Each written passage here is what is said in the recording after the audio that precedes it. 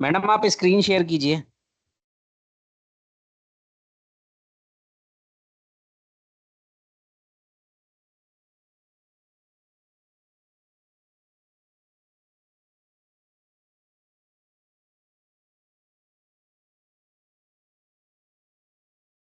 Sir visible है? जी ठीक है मैम, आप ठीक। क्लास स्टार्ट कर लीजिए, रिकॉर्डिंग ऑन करके। Right.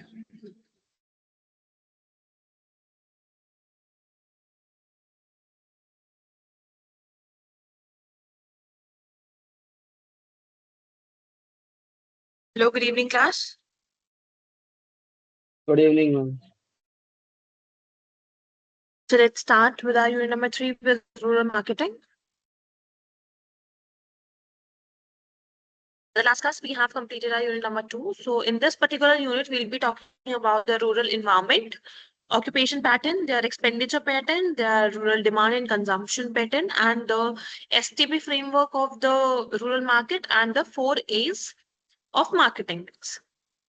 Okay, so let's just start with the rural marketing environment. First, you need to tell me about that. What is business environment basically? What do you think about what is business environment? Later on, we'll be talking about the rural marketing environment.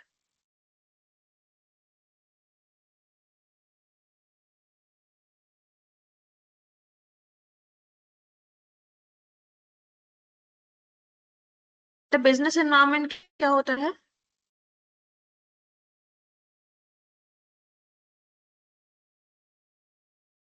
हम internal external forces जो business को influence करती हैं, business के decisions को या उसके Yes. जो उसका काम है। Right. So basically business environment में हमारे दो तरीके के environment होते हैं, एक internal environment होता है और दूसरा external environment होता है. And in external environment we have another two, that is micro and macro, right? So internal environment is the one जो organization के अंदर के लोगों से relate करता है, जिसके जो भी फैक्टर्स होते हैं वो आपके कंट्रोल में होते हैं, आप सारी चीजों को अपने हाथ में रख सकते हो और वो डायरेक्टली इफेक्ट करते हैं आपके बिजनेस को. Now when we talk about our external environment पे हमारा कोई कंट्रोल नहीं रहता, होता है तो बहुत ही लिमिटेड कंट्रोल होता है और उनके फैक्टर्स को आप कंट्रोल नहीं कर सकते हो basically, and they not directly effect but they indirectly affect your business. ठीक है, फॉर एग्जाम्पल अगर रेन आ जाती है ना, फ्लड आ जाता है, ड्रॉट हो जाता है, अर्थक्वेक आता है, सुनामीज आती हैं, तो वो डायरेक्टली आपके बिजनेस के लिए तो नहीं आ रही है, बट जस्ट बिकॉज आपके इन्वायरमेंट में आ रही है तो वो आपको भी इफेक्ट कर रही है जिसमें आपका कोई कंट्रोल नहीं है. Got it? Is clear to everybody? Ma'am So that is external environment.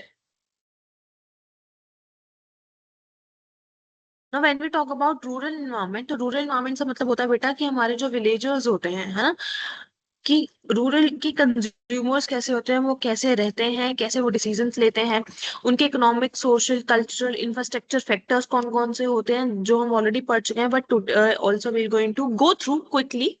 ठीक है, because we have studied multiple times. So key characteristics क्या है, कितने तरीके के हो सकते हैं हमारे रूरल में? First is physical environment. अब फिजिकल एनवायरमेंट क्या होता है? व्हाट इज फिजिकल एनवायरमेंट बेटा?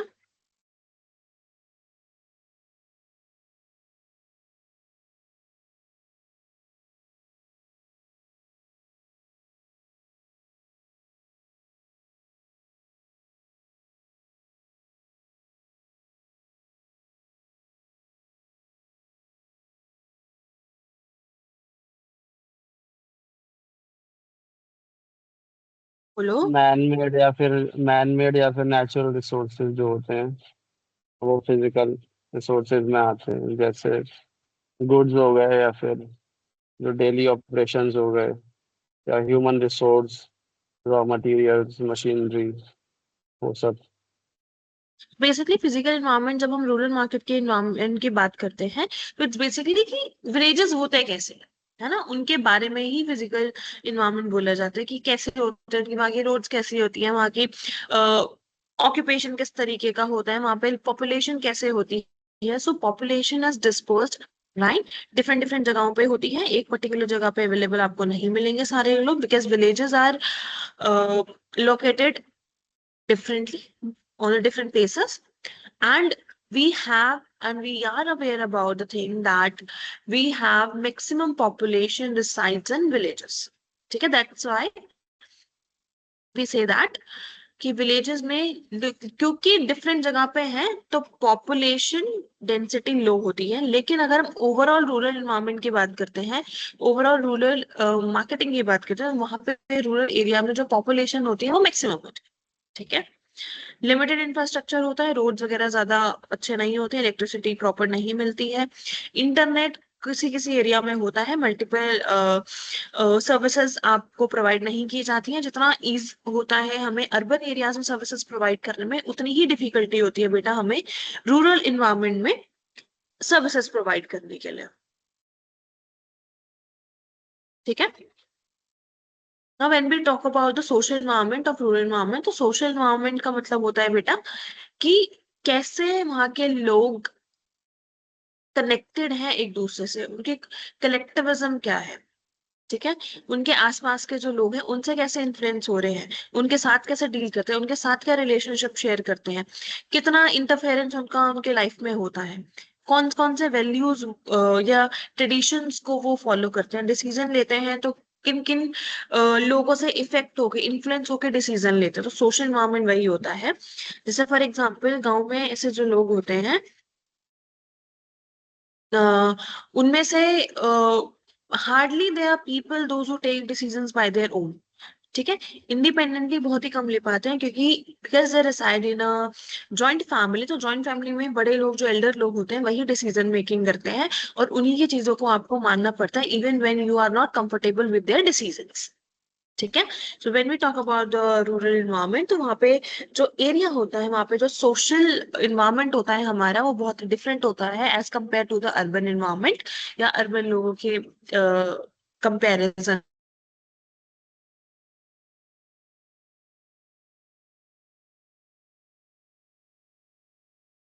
Traditions,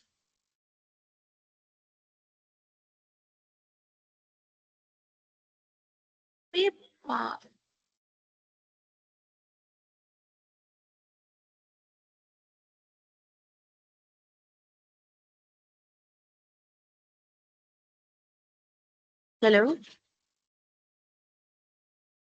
hello hello, am I Audible?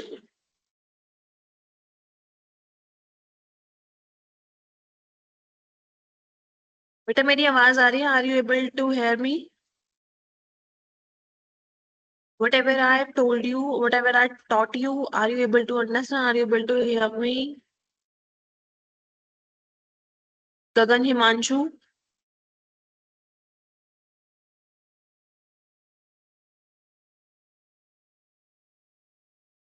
Hello? Please do let me know whether I'm audible or not. Yes, ma'am, you are audible. Okay, I thought your meeting has been left. Okay.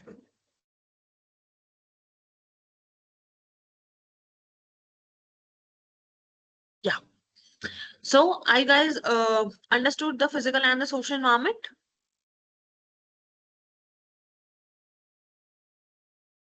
Yes, Now ma'am. let's talk about it.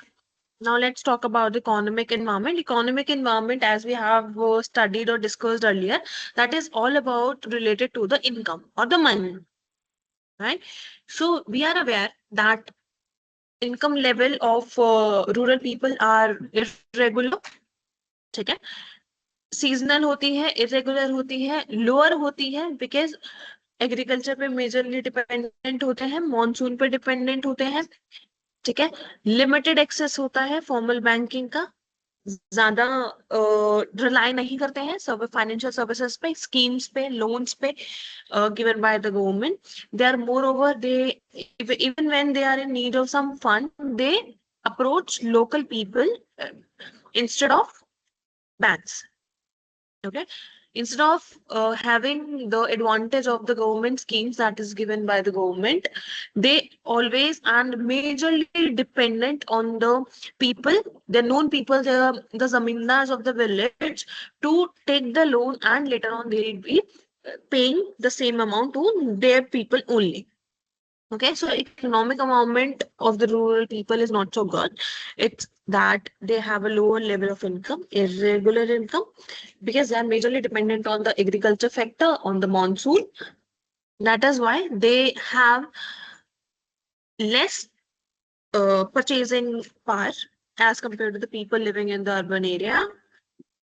Yeah, what are the consequences? People have low level of income, अपनी requirements नहीं fulfill कर पाएंगे, necessity की जो चीजें होंगी बस उन्हीं पर अलाई कर पाएंगे, अफोर्डेबल चीजें ही कर पाएंगे, they will not be going for some brands, they will not going to maintain their proper lifestyle, they'll be just depending upon the things that are necessary for their survival. Okay, now the technological environment. Technological environment is all related to the technology, that's like smartphones, your internet, your WhatsApp, your social media, everything comes in your technological environment. Your entertainment industry, your digital, whatever you do online, just like your Flipkarts, your Amazon, your Myntra, your Swiggy, your Zomato, these all are result of the technology environment, because the technology has been advanced enough that you'll be able to place orders by sitting at your place. You'll not have to rush to some restaurants or some outlets just to have a thing that you need for have a to fulfill your requirement. Just the things are just a click away from you, and you can just whatever you feel like, whatever the need of yours is, you can just have it by a click on your phone. So that is what the technological environment is, that कि हम इतने advance हो चुके हैं, हमारे पास internet इतना अच्छा हो चुका है, हमारे पास चीजें इतनी अच्छी हो गई हैं, that पहले जैसे जितना फर्स्ट 2G चला करता था, 3G चलता था, है ना, but now it's era of 5G and 6G भी अभी आने वाला है. ठीक है, दैट इज द थिंग कि जैसे जैसे चीजें बढ़ती जा रही है, generation to generation technology advance होती जा रही है, जिसकी वजह से जो कंज्यूमर्स हैं उनकी लाइफ बहुत ईजी होती जा रही है. ठीक है, now the institutional environment. Institutional environment is a thing that where there is a role of government schemes.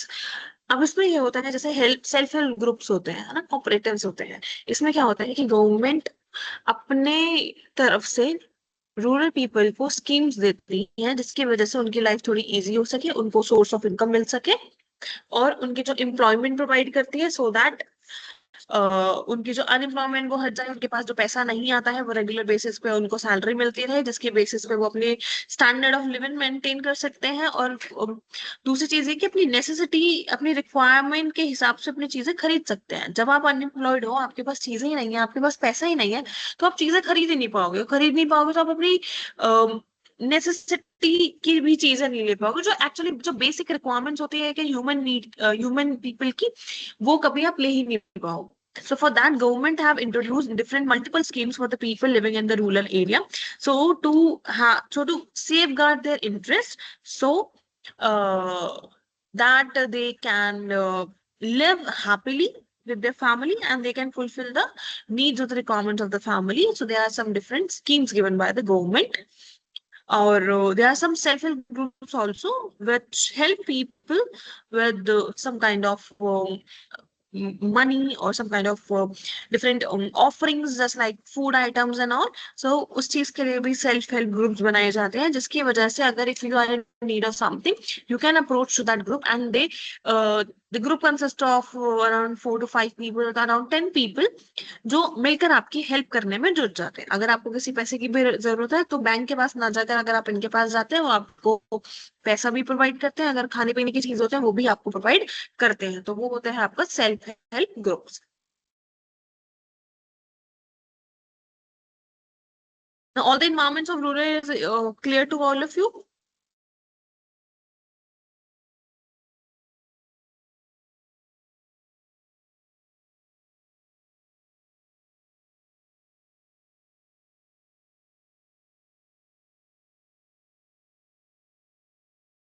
हाँ मैम क्लियर हो गए.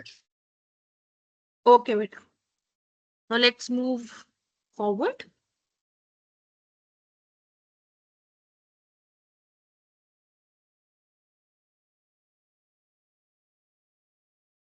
Now the occupation pattern in rural areas. अब लोगों के कमाने का जरिया है ना, उनका ऑक्यूपेशन क्या है वो चीज हम देखेंगे. अब ऑक्यूपेशन में सबसे पहला तो प्राइमरी ऑक्यूपेशन, उनका काम धंधा सारी चीजें एग्रीकल्चर ही होती है. वो ज्यादा डिपेंडेंट एग्रीकल्चर पे होते हैं. Majority of people living in villages dependent on the agriculture. Majority people are farmers. ठीक है, डोमिनेंट ऑक्यूपेशन है ये. कल्टीवेटर्स को, लैंडलॉर्ड्स को इन्वॉल्व करता है और लेबर्स को इन्वॉल्व करता है. कि कई बार ऐसा होता है ना, जमींदार होते हैं. अब जमींदार हैं वो तो खुद जाके फार्म पे काम नहीं करते. वो क्या करते हैं, रेंट पे अपनी लैंड किसी को दे देते हैं. वो बंदा उस पे काम करता है और रिटर्न लाके जो भी चीजें होती है वो जमींदार को, रियल लैंड ओनर्स को दे देते हैं. तो जब हम एग्रीकल्चर ऑक्यूपेशन की बात करते हैं तो हमारे पास कल्टीवेटर्स होते हैं और दूसरा एग्रीकल्चर लेबरर्स होते हैं. Now, when we talk about allied activities can be the different activities that people of rural are engaged in apart from agriculture. Dairy farming करते हैं, पोल्ट्री करते हैं, फिशरीज करते हैं, एनिमल हस्बेंड्री करते हैं और इनकी वजह से ही उनके पास पैसा. तो these are the different source through which people earn money in villages. Now, what are the non-farm activities? जैसे स्मॉल बिजनेसेस हो गए, है ना, बिजनेस खोल लिए, रिपेयर की शॉप खोल ली, किराना शॉप्स खोल लिए, है ना, हैंडीक्राफ्ट्स की चीजें कर ली, कॉटेज इंडस्ट्रीज हो गई, रूरल सर्विसेज जैसे ट्रांसपोर्ट, टेलरिंग, है ये सारी चीजें. तो these are the non farm जो एग्रीकल्चर रिलेटेड नहीं होती हैं. डिफरेंट ऐसे छोटे छोटे बिजनेसेस लोग कर लेते हैं अपनी लाइफ को, अपनी लिविंग को अर्न करने के लिए. उनको हम नॉन फार्म एक्टिविटीज बोल देते हैं. Next source of occupation is, or next occupation of the rural people is seasonal employment. अब क्या होता है, जब भी आप देखते हो कि गांव में तो खेत होते हैं, खेतों में चीजें उगाई जाती हैं. अब उगा तो नहीं, अब उनको काटने के लिए भी चीजें चाहिए ना, हार्वेस्टिंग के टाइम पे चीजें चाहिए. कुछ ऐसे सीजन होते हैं जहाँ पे आपको खेतों में काम करना होता है. तो खेतों में काम एक इंसान नहीं कर सकता. For that you need some people. तो उसमें क्या होता है कि जो आइडल पीपल होते हैं, जो नॉर्मल होते हैं, आप उनको हायर कर लेते हो और वो उसी सीजन के लिए पर डे के बेसिस पे या सीजन के बेसिस पे आप उनको हायर कर लेते हो और उनसे आप अपना काम कराते हो. वो होता है आपका सीजनल एम्प्लॉयमेंट. कि जैसी आपकी क्रॉप साइकिल होती है, फॉर एग्जाम्पल अगर आपकी क्रॉप साइकिल उसमें है, क्वार्टरली है या 6 मंथ्स की है, जैसे भी उसके अकॉर्डिंग ही है उनकी, उन लोगों को आप हायर करोगे, अकॉर्डिंगली पे करोगे और उनसे काम कराओगे. और this is the reason why people migrate to cities for a temporary work. ऐसे देखते हो ना कि बहुत सारे ऐसे लोग होते हैं जो लेबर जॉब्स पे, चौराहे पे खड़े होते हैं just to do one day job, और उनको एज अ लेबर ही यूज किया जाता है. जैसे कंस्ट्रक्शन साइट्स पे उनको यूज कर लिया जाता है, चीजें उठाने के लिए यूज कर लिया जाता है कि ऑन अ डेली बेसिस उनको मिलता रहे. वो एक दिन कहीं पे जाके काम कर लेते हैं, वहां से पैसे अर्न कर लेते हैं, कहीं और जाके काम कर लेते हैं, वहां से पैसे अर्न कर लेते हैं. This is why people migrate from their cities just to earn their living. That is seasonal employment. कि रेगुलर बेसिस पे या कॉन्ट्रेक्चुअल बेसिस पे वो नहीं होते हैं, वो लिमिटेड टाइम पीरियड के लिए ही हायर किए जाते हैं. जस्ट बिकॉज कुछ काम है, काम कराना है, तो जब तक का काम है तब तक ही आप उनको हायर करते हो. जब आपका काम खत्म हो जाता है, you just unemployed. Now, government and semi-government jobs.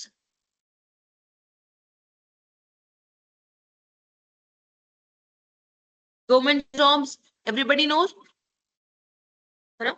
Government के साइड से विलेजर्स के लिए गवर्नमेंट जॉब्स निकाली जाती हैं 10th के बेसिस पे, 12th के बेसिस पे, इवन इनकी गार्ड्स की, सिक्योरिटी गार्ड्स की, है ना, पंचायत के वर्कर्स की, हेल्थ केयर स्टाफ, टीचर्स, इन सब की चीजें निकाली जाती है, जॉब्स निकाली जाती है through the government just to safeguard the people of rural area. This can be another occupation. So we are done with the occupation pattern in rural areas. Do anybody has any doubt in these? No ma'am. No ma'am. Okay, but Now our next Ma'am. topic is expenditure pattern in rural. Yeah, somebody is saying something? बेटा कोई कुछ कह रहा No, था? ma'am. Okay. Now expenditure pattern in rural areas. अब हम ये देखेंगे, हमने ऑक्यूपेशन देख लिया कि उनके पास इनकम कहाँ कहाँ से आ सकती है, हमने इन्वायरमेंट्स पढ़ लिए। अब हम ये देखेंगे कि जो उनके पास पैसा आता है, जो वो अर्न करते हैं, वो उनको खर्चा कैसे करते हैं, है ना, स्पेंड कैसे करते हैं, उनका पैटर्न क्या है वो पैसा खर्च करने का।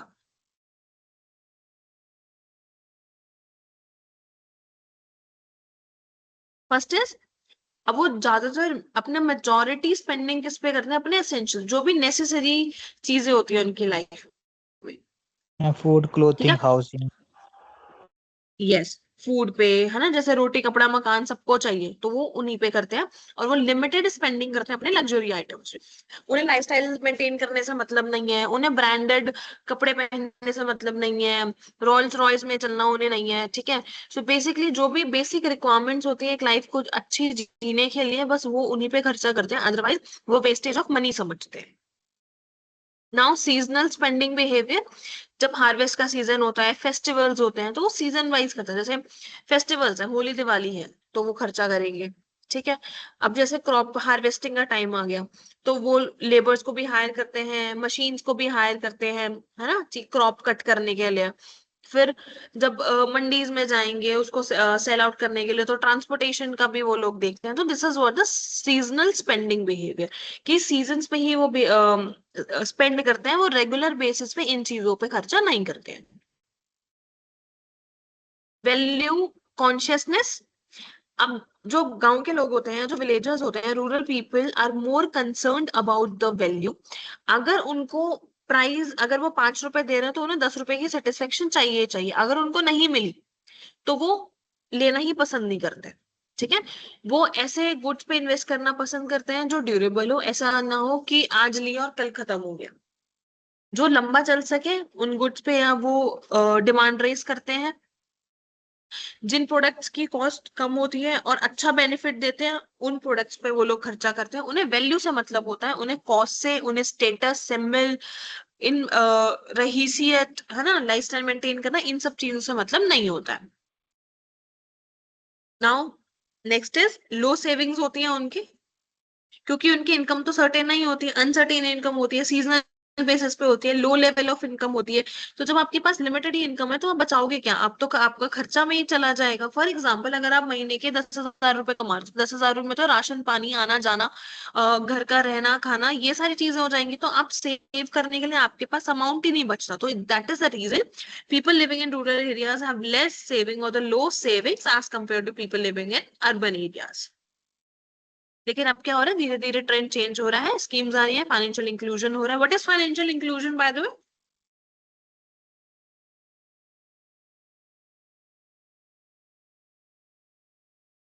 What is financial inclusion? You guys must have studied in finance.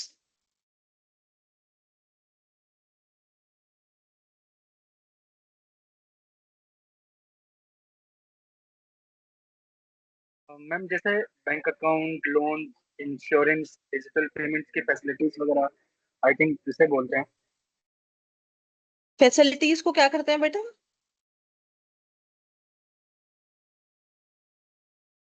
जहाँ हर इंडिविजुअल्स के पास एक्सेस हो फाइनेंशियल सर्विस को एक्सेस करने का, उसे फाइनेंशियल गांव इंक्लूजन। के लोग जो हैं वो बैंकिंग सिस्टम का पार्ट बन सकें, जो गांव के लोग हैं वो बैंकिंग सिस्टम का पार्ट बन सकें।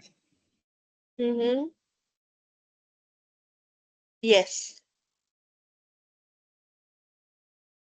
देखो बेसिकली क्या होता है, financial inclusion is a technique, ठीक है, जो इंश्योर करती है कि सारे जो इंडिविजुअल्स हैं, हाँ, जितने भी बिजनेसेस हैं, वो उन तक वो सारी चीजें पहुंचाई जाएं जो भी फैसिलिटीज फाइनेंस की तरफ से आती है ना, या फाइनेंशियल इन्वायरमेंट की तरफ से आती है। फॉर एग्जाम्पल, जैसे क्रेडिट कार्ड्स हैं आपके, डेबिट कार्ड्स हैं आपके, है ना, इंश्योरेंस है आपकी, आपके मेडिक्लेम्स हैं, आपके मल्टीपल स्कीम्स हैं, है ना, आपको सेफ गार्ड करने के लिए आपके सेविंग्स अकाउंट्स हैं, आपके मल्टीपल अकाउंट्स होते हैं, जिसकी वजह से, लेकिन कुछ लोग ऐसे होते हैं जिनको उनके बारे में पता ही नहीं होता, है ना, they are unaware about the schemes, the financial schemes that those, मतलब वो एक्टिविटीज जो उनको उनकी लाइफ को इजी बना सकती है, ठीक है। सो अब लोग, फाइनेंशियल इंक्लूजन एक ऐसी टेक्निक होती है जिसके थ्रू हम उनको अवेयर कराते हैं, उन्हें हेल्प करते हैं, उन इंपॉर्टेंस बताने के लिए, और उनको चीजों के साथ अवेयर कराने के साथ साथ उनको यूज कराते हैं, उनको इन्वॉल्व करते हैं उन चीजों में, that is financial inclusion. Clear है?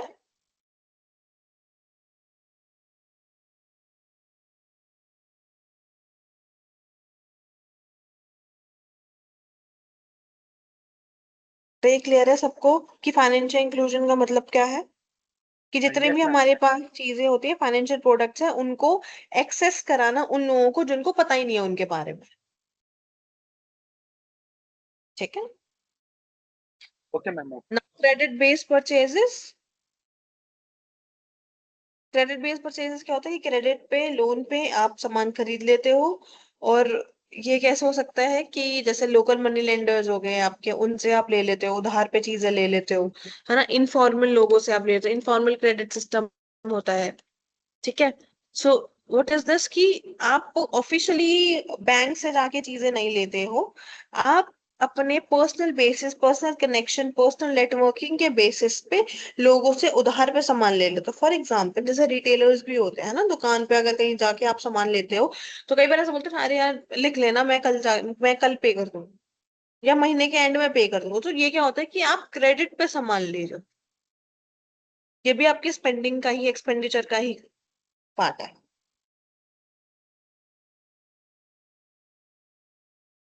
Expenditure pattern in rural areas clear?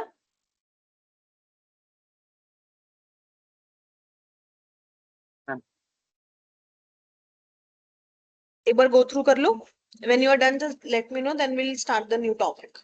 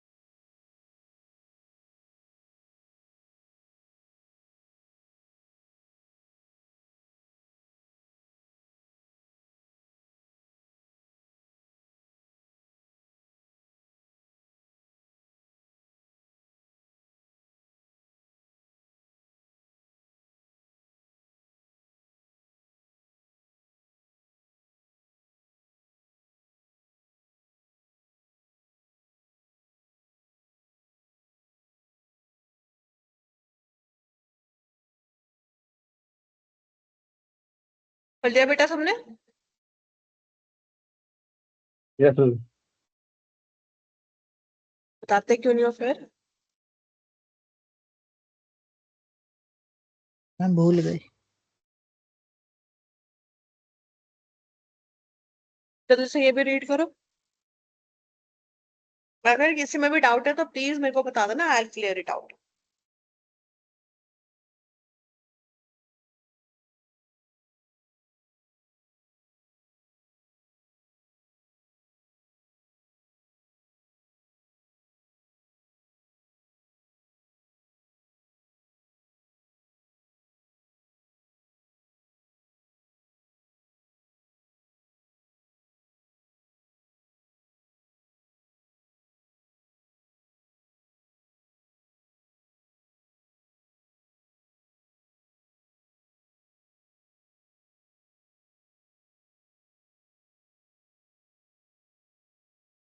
Ma'am हो गया, डन।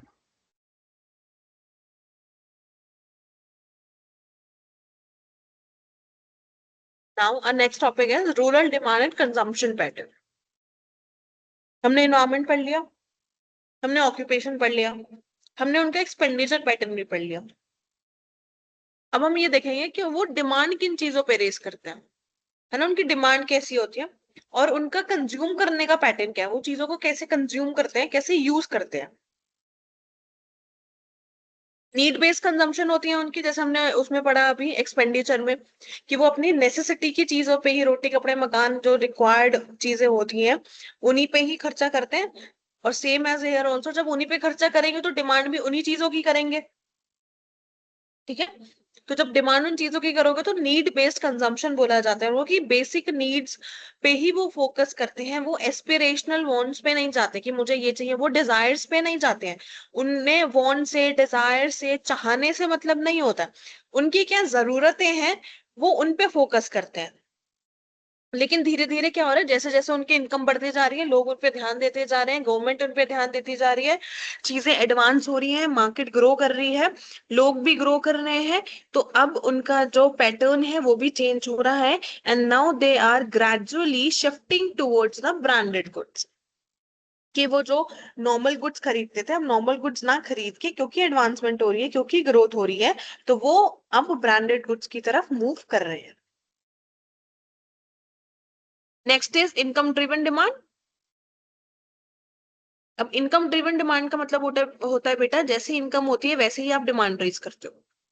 जब आपके हाथ में पैसा होगा तभी तो आप चीजों को खरीदने की क्षमता होती है ना आपके अंदर। जब आपके पास पैसा ही नहीं है तो आप क्या खरीदोगे और किससे ही खरीदोगे, राइट। सो जब आपके पास पैसा है, और पैसा कब होता है इनके पास, जब एग्रीकल्चर से इनके पास आते हैं, फॉर एग्जांपल जब आउटपुट होता है, हार्वेस्टिंग का टाइम होता है, जब मॉनसून की कंडीशंस के अकॉर्डिंग ये चीज होती है, अगर उनके क्रॉप्स अच्छे होते हैं तो उनके पास पैसा आता है, तो वो डिमांड रेज करेंगे। अगर उनके पास पैसा नहीं है, उनके क्रॉप्स नहीं बिके हैं, तो वो डिमांड रेज नहीं करते। Then small quantity purchases. अब छोटी छोटी चीजों पे क्वांटिटी को लेना पसंद करते हैं, क्योंकि उनको लगता है कि ये सस्ता होगा, मतलब क्योंकि वो महंगी चीजों की तरफ नहीं जाते। अगर हम शैम्पू की बोतल की बात करें, तो शैम्पू की बोतल 1 लीटर की भी आती है, वो से आती है, जो बाहर वैसे लोग होते हैं वो सोचते हैं कि यार बार बार खरीदने से बेटर है एक ही बार शैम्पू तो सबको ही करना है, तो एक बार ही इतना 1 लीटर की बोतल ले लेते हैं। लेकिन वो लोग क्या करते हैं, वो सैशेज लेते हैं जो 2-2 रुपए, 1-1 रुपए के मिलते हैं, कि ठीक है एक टाइम पे, क्योंकि वो ज्यादा खर्चा नहीं कर सकते, वो लिमिटेड टाइम पे limited amount they can spend, so that is the reason they go for the small packages rather than the bigger one.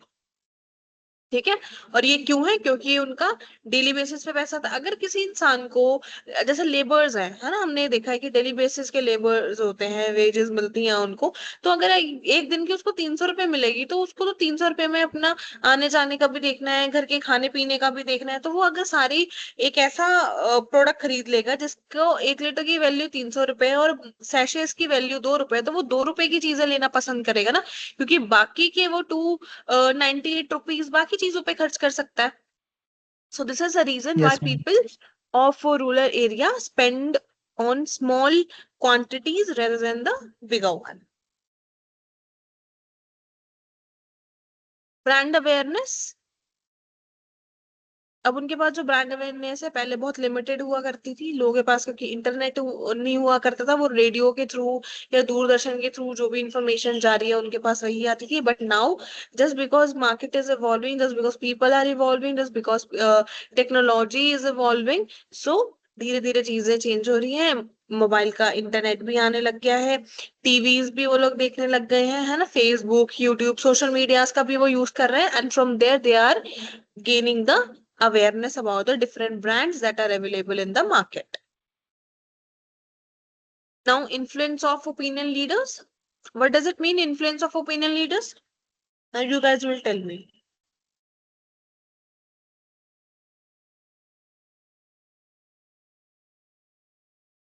Ma'am गांव का जो सरपंच हो उसके मतलब उसके थ्रू इन्फ्लुएंस करना, या कोई हेड हो।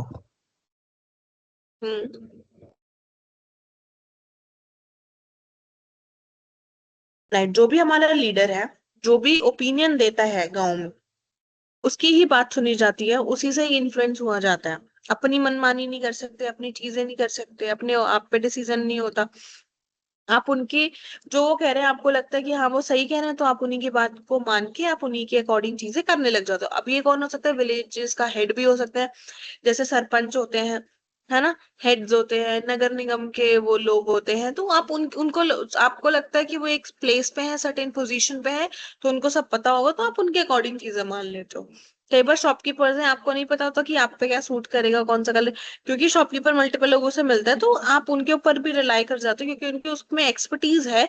So for the shopping thing you rely on those people, तो आप उनके डिसीजन से भी इन्फ्लुएंस हो जाते हो। Then the progressive farmers, progressive farmers कौन होते हैं? अमीर फार्मर्स जो रिच हो। हाँ जी।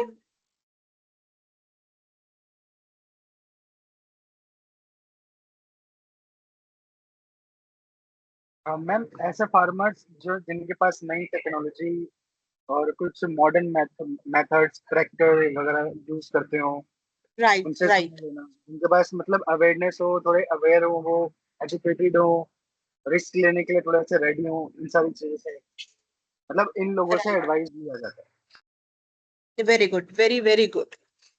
No, progressive farmers are the one जो इनिशिएट करते हैं चीजों को अडॉप्ट करने के लिए। जैसे अगर आपने पढ़ा होगा डिफ्यूजन ऑफ इनोवेशन, अगर आपने पढ़ा तो उसमें आप पढ़ते हो 5 टाइप के, लेग गार्ड्स पढ़ते हो, अर्ली मेजोरिटी, मेजोरिटी, इनोवेटर्स, ये सारी चीजें पढ़ते हो, राइट। तो उसमें आप देखते हो कि जो इनोवेटर्स होते हैं, जो अडॉप्ट कर लेते हैं मॉडर्न टेक्नोलॉजीज को, है ना, जो भी अप्रोचेस होते हैं, एंटरप्रेन्योर अप्रोचेस होते हैं, उनको कर लेते हैं, प्रैक्टिस में ले आते हैं। सो उन्हीं को ही बोल देते हैं हम और प्रोग्रेसिव फार्मर्स। अब क्योंकि उनके पास नई चीजें हैं, नई टेक्नोलॉजी है, नई चीजों के साथ वो आपको अगर ज्ञान बांटे, तो आपको लगेगा ना कि यार इसको तो पहले से ही आता है, तो हमें इसकी बात सुन लेनी चाहिए, इसके पास तो हमसे ज्यादा मशीनरी है, चीजें हैं, अवेयरनेस बहुत ज्यादा है, तभी तो उनके पास नई नई चीजें आनी है। अगर आपके पास अवेयरनेस होती, तो आपके पास चीजें होती, टेक्नोलॉजी आपके पास होती, मशीनरी वो आपके पास होती। जस्ट बिकॉज आपके पास अवेयरनेस नहीं है और दूसरे लोगों के पास है, तो उन्होंने उस मशीनरी को परचेज कर लिया, जिसके पता लग सकता है कि कैसे प्रोडक्टिविटी होगी या कितनी प्रोडक्टिविटी हो रही है हमारी पर डे की, राइट। सो ये progressive farmers are those people those who are the innovators. The festival and occasion based demand, ये भी बता दो।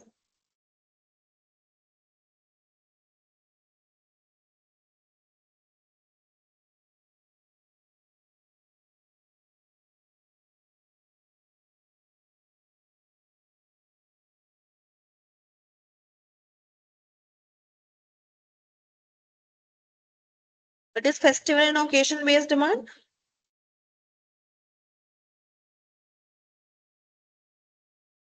हाँ मैम, आई थिंक ये जो फेस्टिवल्स आते हैं, दिवाली, होली, वेडिंग, इस जी टाइम पे लोग मतलब डिमांड होती है उन चीज़ों की, किसी किसी चीज़ों की, तो वो परचेज करना शुरू करते हैं। जैसे जी दिवाली पे स्वीट्स हो गए, क्लोथ्स हो गए, इलेक्ट्रॉनिक्स हो गई, शादी के टाइम पे ज्वेलरी गिफ्ट वगैरह। तो इन सब चीज़ों पे जो डिमांड है वो काफ़ी रिलाई करती है, सप्लाई काफ़ी रिलाई करती है। कंपनीज स्पेशल ऑफर्स निकालते हैं, डिस्काउंट्स निकालते हैं। यस। हम देखते हैं, हम आसपास के एड्स वगैरह में भी देखते हैं कि स्पेशल ऑफर, कॉम्बो वगैरह, डिस्काउंट्स, ये सारी चीज़ें हम देखते हैं।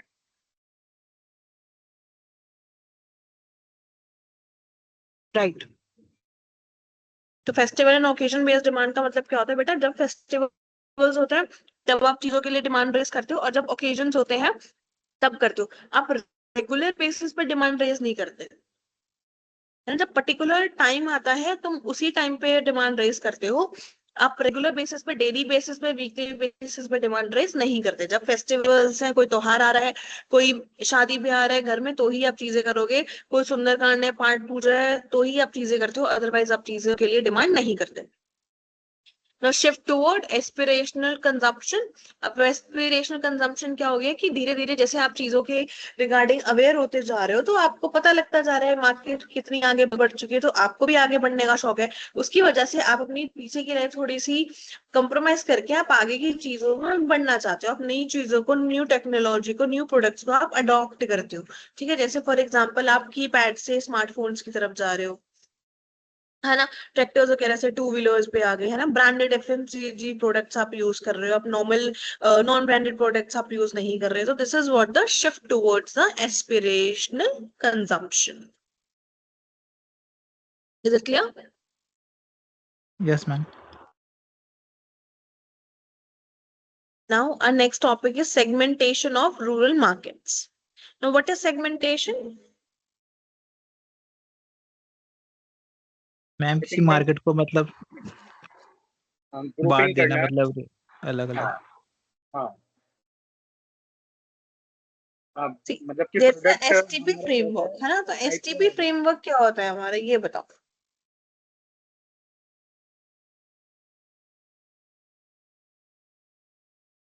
What is STP framework?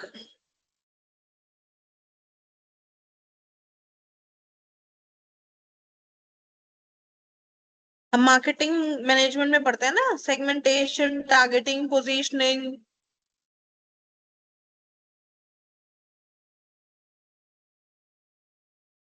Yes ma'am. Ma'am ma'am segmentation में होता है मैम, टारगेटिंग होता है, पोजीशनिंग होती है, और जो और डिवाइड ऑफ मार्केटिंग होता है, बिहेवियर, ऑक्सीनेशनल, जोग्राफिकल, ड्रामेटिकल, और क्या था उसमें? बस मैम यही थे, और कुछ तो नहीं था, इतना ही था।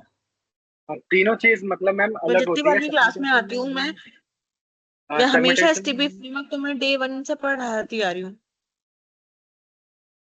सेगमेंटेशन में मैम हम ग्रुप डिवाइड करते हैं, जैसे स्मॉल फार्मर्स का ग्रुप बना लिया हमने, लार्ज फार्मर्स का, यूथ का, और टारगेट और उसमें टारगेटिंग में हम क्या करते हैं, उसमें से जो बेस्ट ग्रुप सेलेक्ट करते हैं कि हमारे प्रोडक्ट टाइप के लिए, हमारी चीज के लिए कौन सा मतलब बेस्ट रहेगा। तो मान लीजिए हम ट्रैक्टर, अगर हम ऐसी कंपनी है जो ट्रैक्टर सेल कर रहे हैं, तो हमें इसमें लार्ज फार्म्स हम इसमें सेलेक्ट कर सकते हैं। और पोजीशनिंग में होता है कि प्रोडक्ट के कस्टमर के किस तरीके से हम माइंड में अपने प्रोडक्ट को बैठा सकते हैं। जैसे कि अगर हमें राइट। कुछ चिपकाना है तो सबसे पहले फेविकॉल ही हमारे दिमाग में आता है। पेनिट्रेशन मार्केटिंग, तो हाँ, लाइक। तो वो हमारी पोजीशनिंग, जिसमें हम फेविकॉल सबसे टॉप सोचते ही सबसे ऊपर आ रहा है। True, very good Himanshu, very good.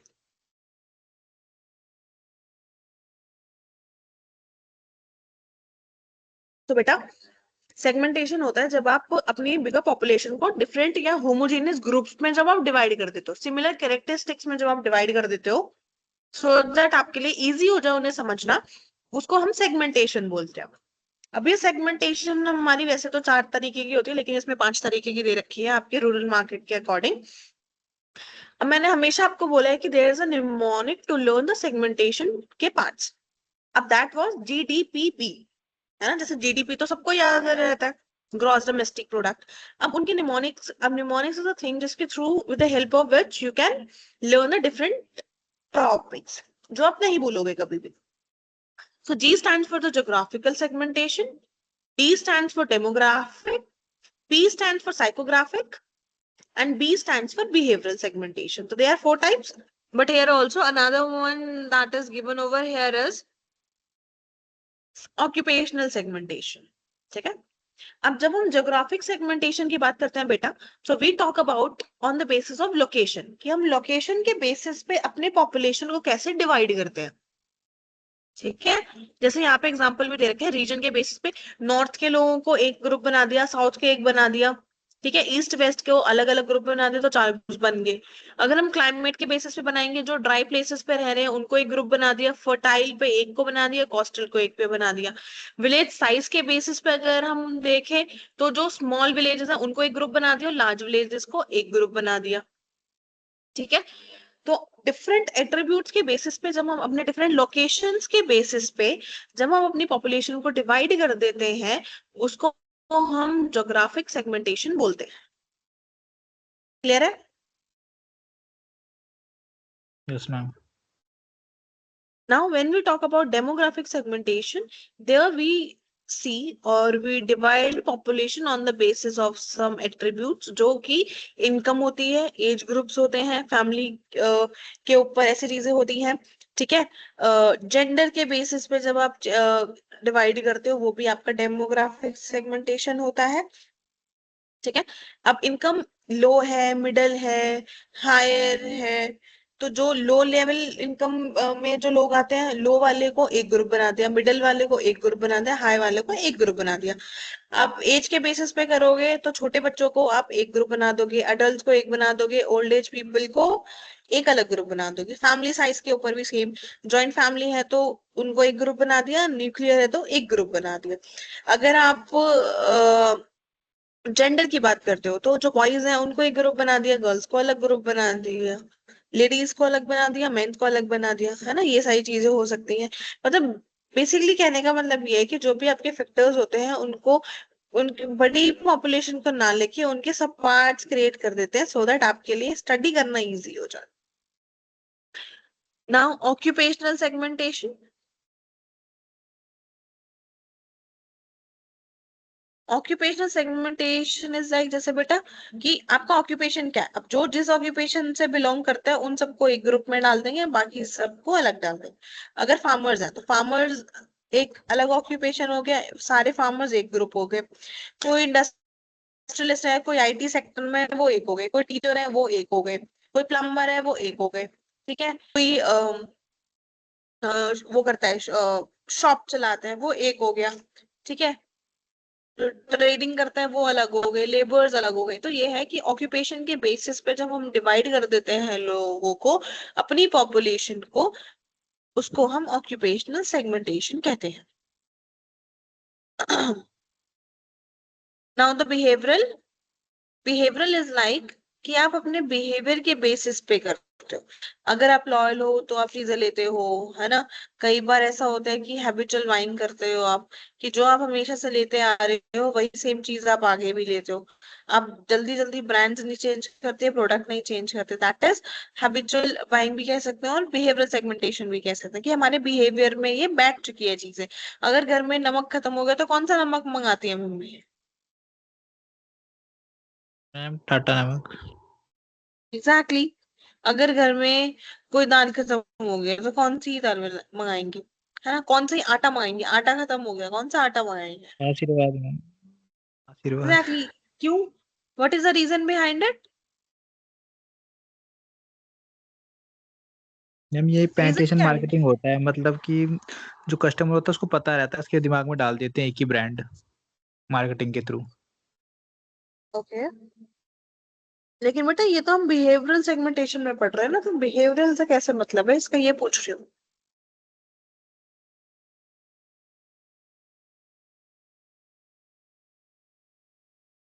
Ma'am brand loyalty. What else?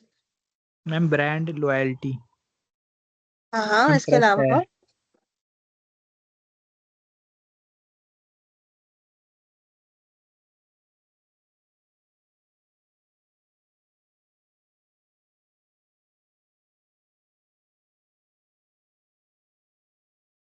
बोलो। ब्रांड लॉयल्टी तो चलो तुमने एक बता दिया, दूसरा?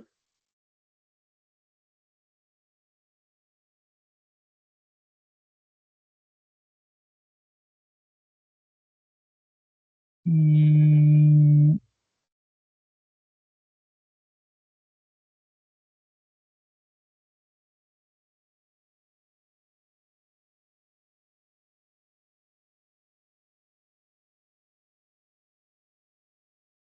मैम हैबिचुअल है हरदम, इसलिए यूजेस रेट लाइक। एक्चुअल का मतलब क्या होता है? Sorry ma'am. हैबिचुअल का मतलब क्या होता है बेटा? मैम मतलब हरदम, मतलब यूज करते हैं ना उसे, उसी ब्रांड को हरदम स्टार्टिंग से अब तक। लाइक कोई और कैसे? नमक है नहीं अभी ऐसे इस टाइप में, या अगर जो कोई उसके और अलावा। नमक हो, आपके पास ब्लैक सॉल्ट है, सी सॉल्ट है, बाकी चीजें हैं, आप वो क्यों नहीं परचेज करते? आप सिर्फ टाटा नमक ही क्यों परचेज करते हो? What is the reason?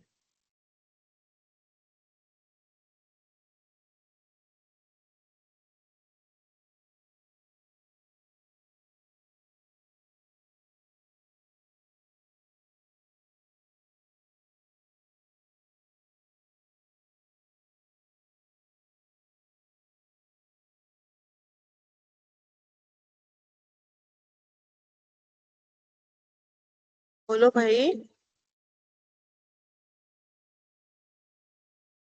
Behavioural या हैबिचुअल बाइंग में क्या क्या डिफरेंस है, तो क्या सिमिलरिटी है?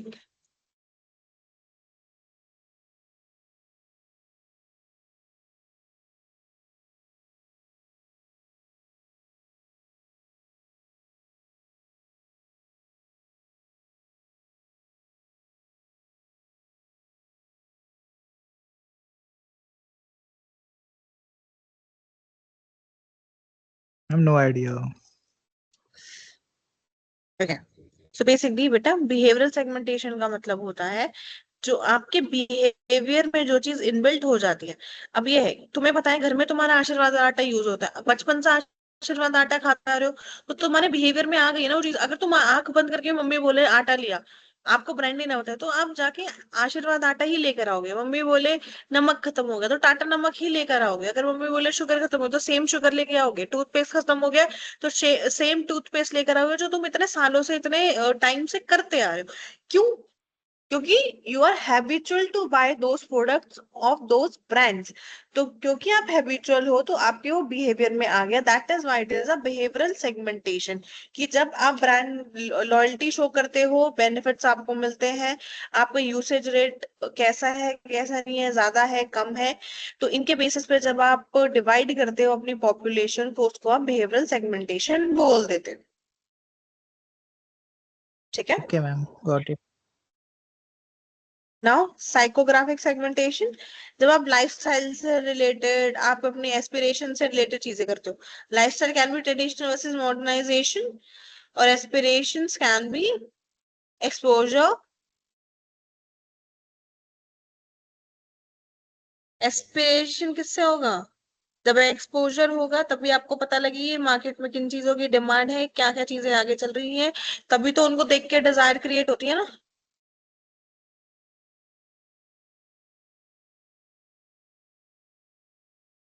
हम्म। So is it clear points of segmentation?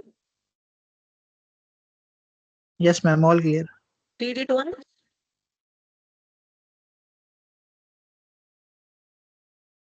Read it one जल्दी से, and then let me know, then we'll go to the targeting part. Okay, ma'am.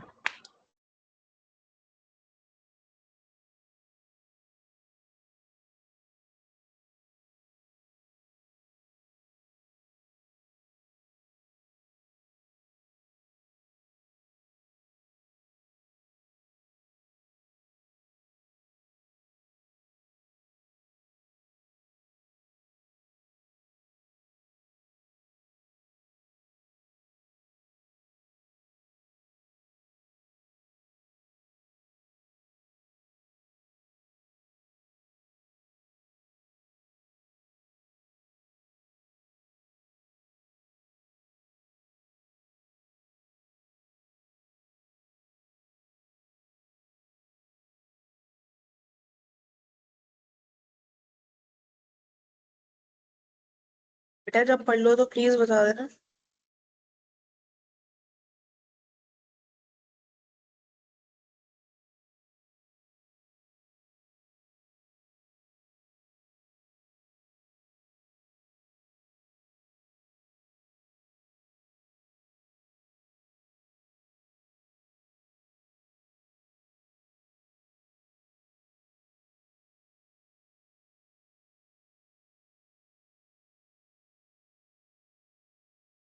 बेटा पढ़ा नहीं पढ़ा? मैम हो गया। वो इतनी देर क्यों लग रही है ये सिर्फ रीड करने में?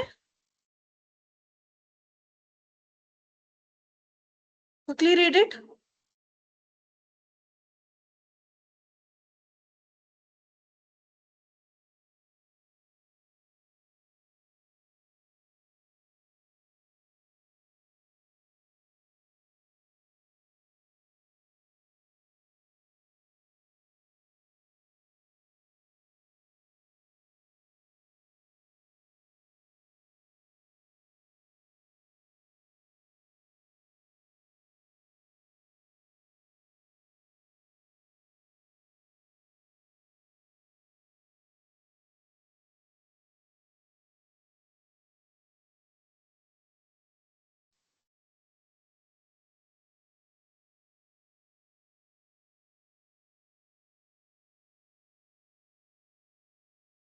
Ma'am done.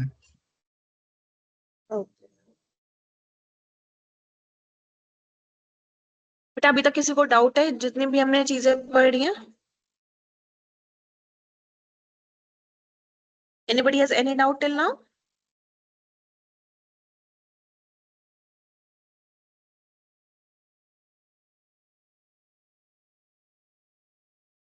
Again, I'm asking, anybody has any doubt till now in any of the No, topic ma'am, that all we clear. have studied? Okay. Now targeting. Now बेटा segmentation हमने पढ़ लिया कि हम homogeneous groups में अपनी population, entire population को divide कर देते हैं। अब उन population में से हम कौन से ऐसे segment को उठाएंगे जिनके साथ काम करके हमें maximum benefit मिलेगा, उसको ही हम targeting बोलते हैं। ठीक है कि टारगेटिंग इज अ स्ट्रैटेजी कि कौन सी ऐसी सिलेक्शन करना है सेगमेंट का जिसके साथ काम करके आपको मैक्सिमम आउटपुट मिले, मैक्सिमम रिजल्ट मिले। ठीक है, so there are different types. First is undifferentiated targeting, तो same product for all rural consumers, कि जितने भी लोग हैं हमारे पास, जितने भी रूरल कंज्यूमर्स हैं, उन सबके लिए हम सेम ही प्रोडक्ट क्रिएट करते हैं, सेम ही प्रोडक्ट देंगे, है ना। फॉर एग्जाम्पल जैसे बेसिक गुड्स होते हैं, सॉल्ट, आटा, है ना, match sticks, this is the thing which is been required by all the people of the world. सबको नमक चाहिए खाने में, सबको मैच स्टिक चाहिए चीजें बर्न करने के लिए, ठीक है, इग्नाइट करने के लिए। सेकेंड इज डिफरेंशिएटेड टारगेटिंग, जब आप डिफरेंट सेगमेंट्स के लिए डिफरेंट प्रोडक्ट्स क्रिएट करते हो, वो आपकी डिफरेंशिएटेड टारगेटिंग कहलाती है। जैसे अगर हायर इनकम पीपल है तो उनके लिए आप लार्ज पैकेट्स, ब्रांडेड चीजें, है ना, ब्रांडेड लाइफस्टाइल को मेंटेन करने के लिए उनके लिए महंगी महंगी चीजें, प्रीमियम चीजें लेकर आते हो।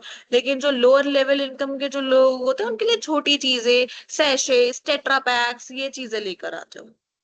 So, according to the segmentation, you provide the different products to those people. Now, concentrated या नीश टारगेटिंग। अब नीश टारगेटिंग का मतलब होता है कि specific to specific, focus on one specific rural segment, की जो भी आपने सेगमेंटेशन करी है उसमें से किसी एक स्पेसिफिक सेगमेंटेशन को सेगमेंट को आपने टारगेट करा है, फोकस करा है। For example agriculture equipment companies targeting large farmers, कि जो सिर्फ एक ही फार्मर्स को ही तो टारगेट किया जा रहा है ना, जो हाउस होल्ड में बाकी भी तो ऑक्यूपेशन है, जैसे एनिमल हस्बेंड्री है, आपकी पोल्ट्री है, आपकी बाकी की चीजें, उनको तो नहीं फोकस किया जा रहा है, सिर्फ एग्रीकल्चर फार्मर्स को ही फोकस किया जा रहा है, क्योंकि उनको उन्हीं के लिए ही प्रोडक्ट्स क्रिएट करने हैं। तो दैट इज नीश टारगेटिंग।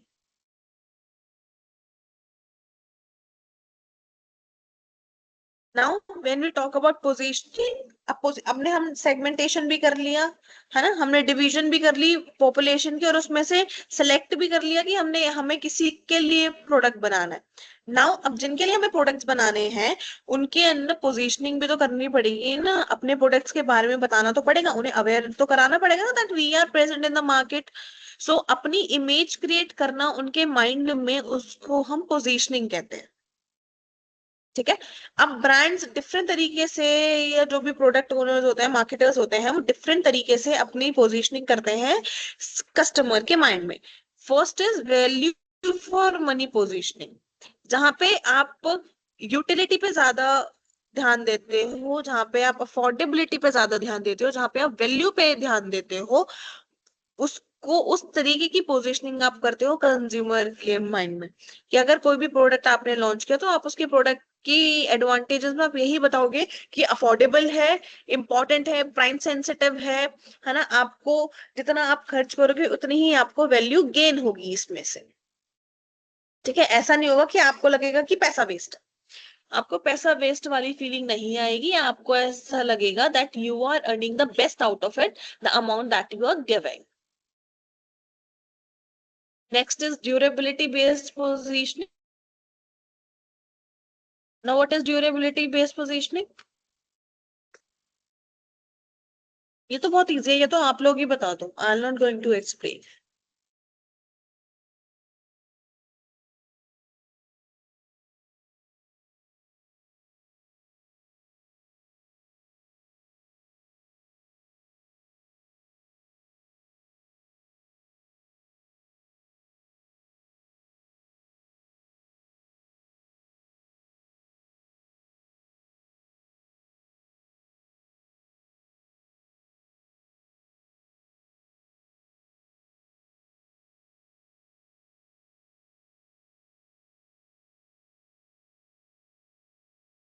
हम्म।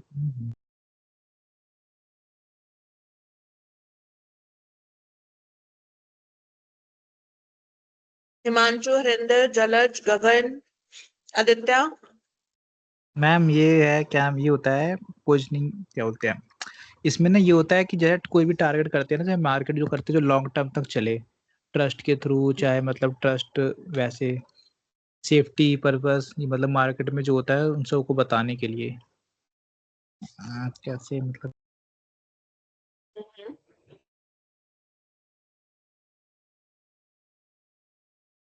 और एक्सप्लेन करो। लाइक फॉर जैसे कार है वो सेफ्टी क्या आती है कि मतलब कोई भी आज तक उनमें मतलब सेफ्टी रहता है कार में, ये सब मैम। तो मतलब ट्रस्ट बिल्ड कर रहे होते कस्टमर के कि हम मतलब कार में मतलब कहीं भी कोई एक्सीडेंट होता है तो सेफ रहेगा इंसान। फर्स्ट जैसे ये हो गई मार्केटिंग। और सेकंड सोचने तो कुछ ड्यूरेबिलिटी बेस्ड पोजीशनिंग का मतलब ये होता है कि आप अपने कस्टमर के माइंड में ये फिट करना चाहते हो कि जिस पे वो पैसे लगा रहे हैं वो ड्यूरेबल है ना, वो लॉन्ग लास्टिंग है, उस पे आप रिलाई कर सकते हो, वो छोटे से टाइम में ही चीजें खराब नहीं होंगी।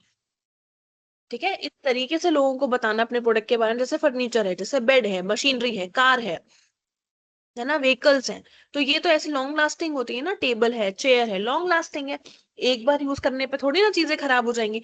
तो आप जब इनकी एडवर्टीजमेंट करोगे तो आप लोगों को यही बताओगे कंज्यूमर्स को, these are the durable products जो लॉन्ग लास्ट करेंगे और आपका पैसा इसमें खराब नहीं होगा, रिलाई कर सकते हो आप इन पे, रिलायबल प्रोडक्ट्स हैं। तो this is how you do positioning in the minds of the rural consumers, क्योंकि उनको हमेशा स्ट्रॉन्ग प्रोडक्ट्स ही रिक्वायर्ड होते हैं, वो कभी भी नहीं चाहते कि वो ऐसी चीजों पे पैसे लगाएं जो जल्दी जल्दी खराब हो, है ना, क्योंकि उनके पास तो लिमिटेड अमाउंट है। अब लिमिटेड अमाउंट है तो वो ये नहीं चाहते ना कि हर वक्त उनका खर्चा ही होता रहे, वो एक सामान को जिसको जिन्होंने वो लिया है तो उसी को ही ठीक कराते रहे हमेशा, है ना। So for that you need to do positioning just like कि हाँ ये ड्यूरेबल है, आप इस पर रिलाई कर सकते हो, ये बहुत, बहुत जल्दी चीजें खराब नहीं होती। तो आपको वैल्यू भी मिलेगी, आपको ड्यूरेबिलिटी भी मिलेगी when you are going to purchase this particular product. Clear? Yes ma'am, और clear.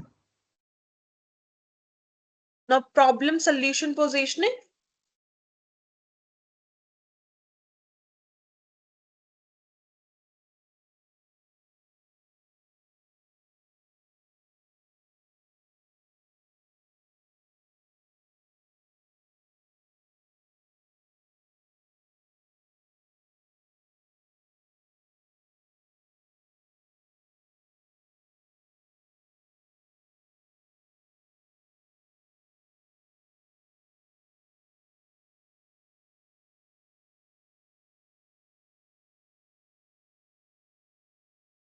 Now, what is problem solution positioning?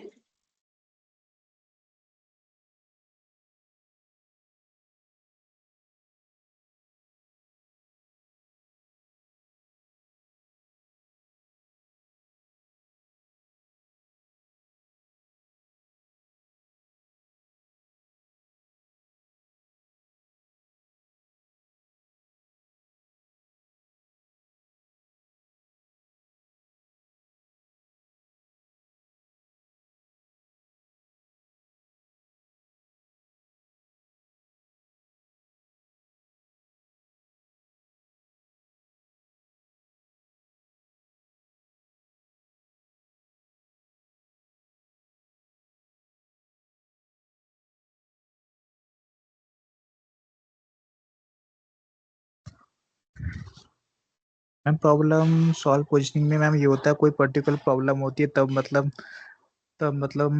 Product मतलब उसको सर्विस में दी जाए, जैसे लाइक कोई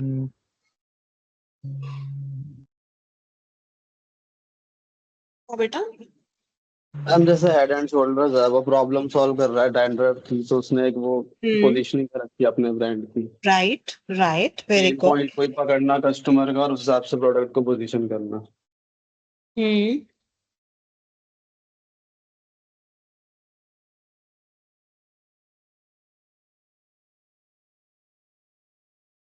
बिल्कुल। प्रॉब्लम सॉल्यूशन पोजीशनिंग का मतलब ये होता है कि जब आप पोजीशनिंग करते हो ना कंज्यूमर्स के माइंड में, तो आप उनको ये बताते हो कि जो भी आपकी प्रॉब्लम है ना, हम उसका सोल्यूशन लेकर आ रहे हैं आपके लिए। आप ऐसे नहीं बताते अपने प्रोडक्ट को कि हमें ये क्योंकि प्रोडक्ट बेचना है, हमें आपसे प्रॉफिट चाहिए इसलिए हम ये चीजें कर रहे हैं। No, this is not a thing. You just market your product just like कि you are providing the solution to them. ठीक है?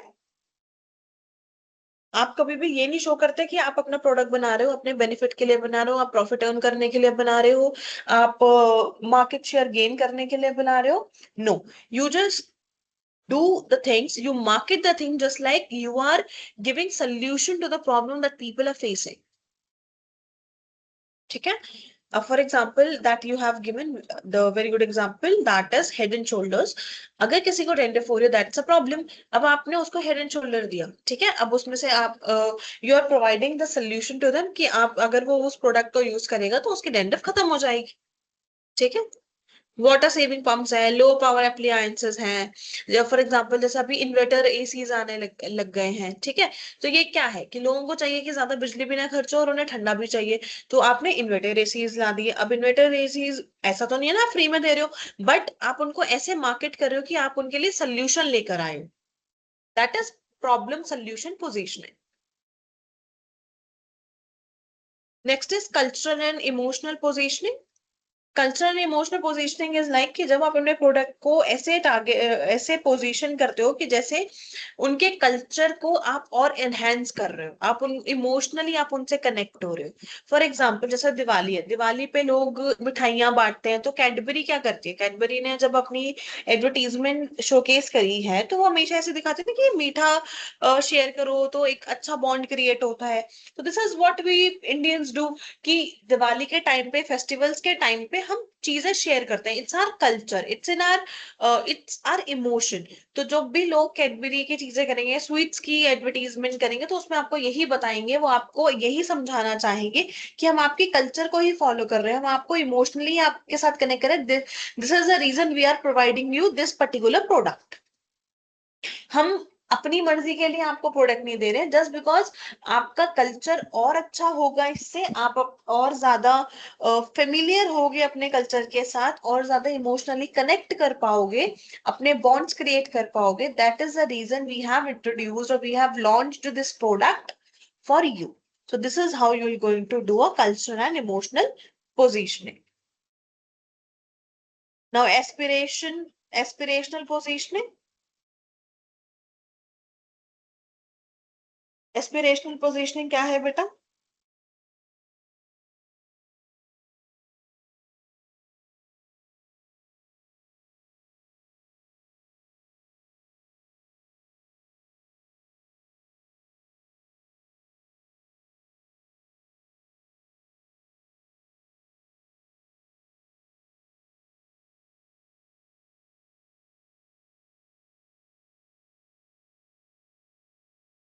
ट्रेडिशनल का मतलब होता है कि मैम कस्टमर को अपना प्रोडक्ट इस तरीके से बेचना कि ये उनकी मतलब उनको इस तरीके से दिखाना कि ये उनकी लाइफस्टाइल पर ये बेटर जाएगा, उनके स्टेटस से उसको लिंक करना, उनके सपनों से उसको कनेक्ट करना।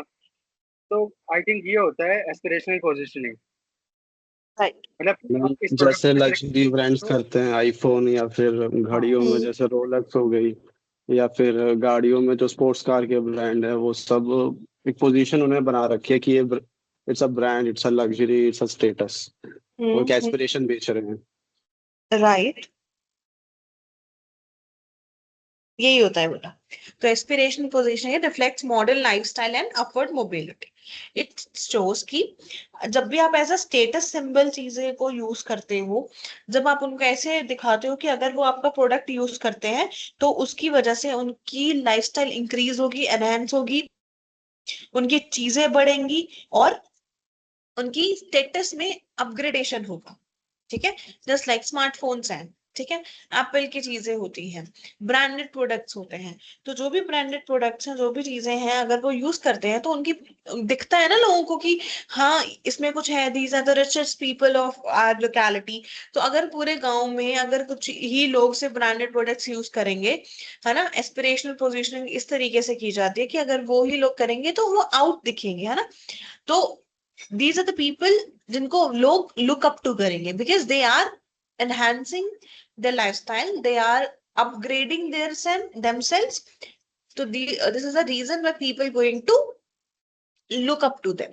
ठीक है, this is what the aspirational positioning है कि मार्केटर ऐसे यूज करता है अपने प्रोडक्ट्स को कि वो प्रोडक्ट अगर यूज करते हैं तो उनकी लाइफस्टाइल इंक्रीज होगी, उनका स्टेटस सिंबल इंक्रीज होगा। ठीक है,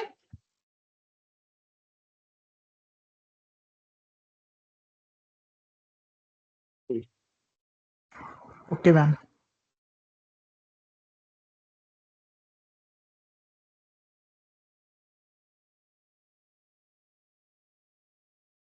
now the last topic of this particular unit, that is 4 A's of rural marketing mix.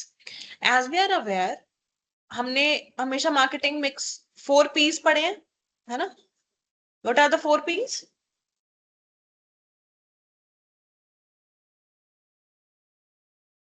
Product, price, people, promotion. Product, price, place and promotion. ठीक है, Yes, ma'am. अब rural marketing mix में we have replace these fours with this 4 P's with 4 A's। ठीक है, we have replaced price with affordability.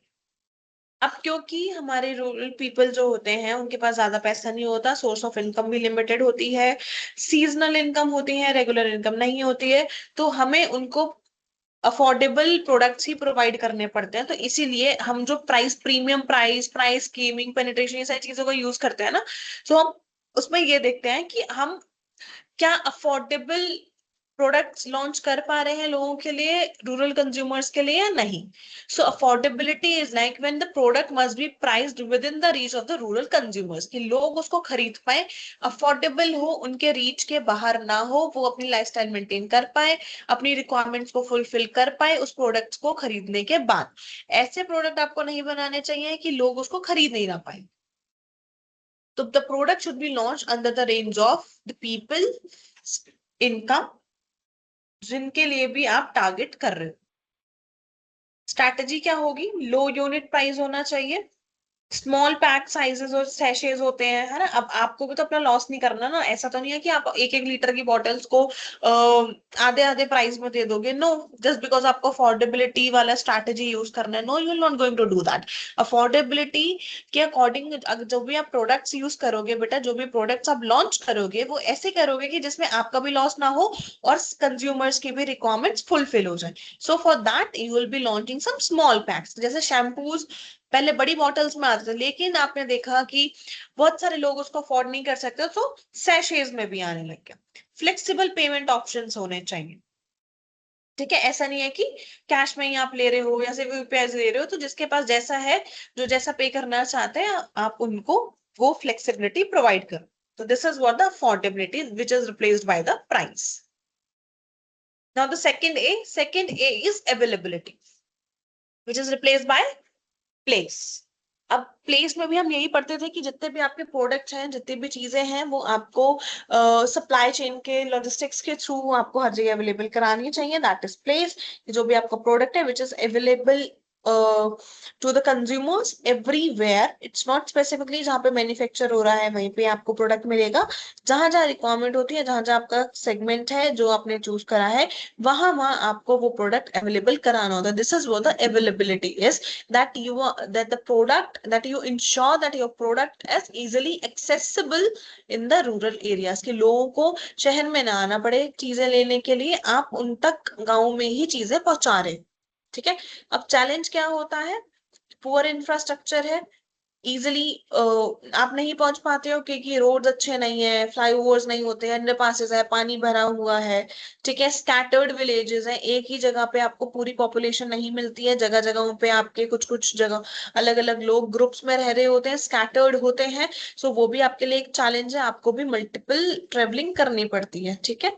Solution क्या हो सकता है, जैसे किराना की शॉप्स पे आप लोकल रिटेलर्स को दे सकते हो, मोबाइल वैन्स होती हैं वो हायर कर सकते हो, रूरल डिस्ट्रीब्यूशन नेटवर्क जैसे मिडल मैन वगैरह आप हायर कर सकते हो चीजों को अवेलेबल कराने के लिए टू द रूरल कंज्यूमर्स।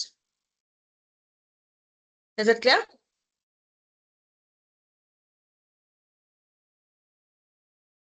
बेटा अवेलेबिलिटी क्लियर है सबको और affordability? Yes ma'am. Yes, ma'am. Next is acceptability. Now acceptability is replaced by the product. अब प्रोडक्ट तो सबसे इंपॉर्टेंट ही चीज है ना, कि प्रोडक्ट ही नहीं होगा तो प्लेस, प्राइस, प्रमोशन किस चीज का करोगे, ठीक है। अगर एक्सेप्टेबिलिटी ही नहीं है तो उसको अफोर्डेबल बना के भी क्या कर लोगे, उसको अवेलेबल करा के भी क्या कर लोगे, ठीक है।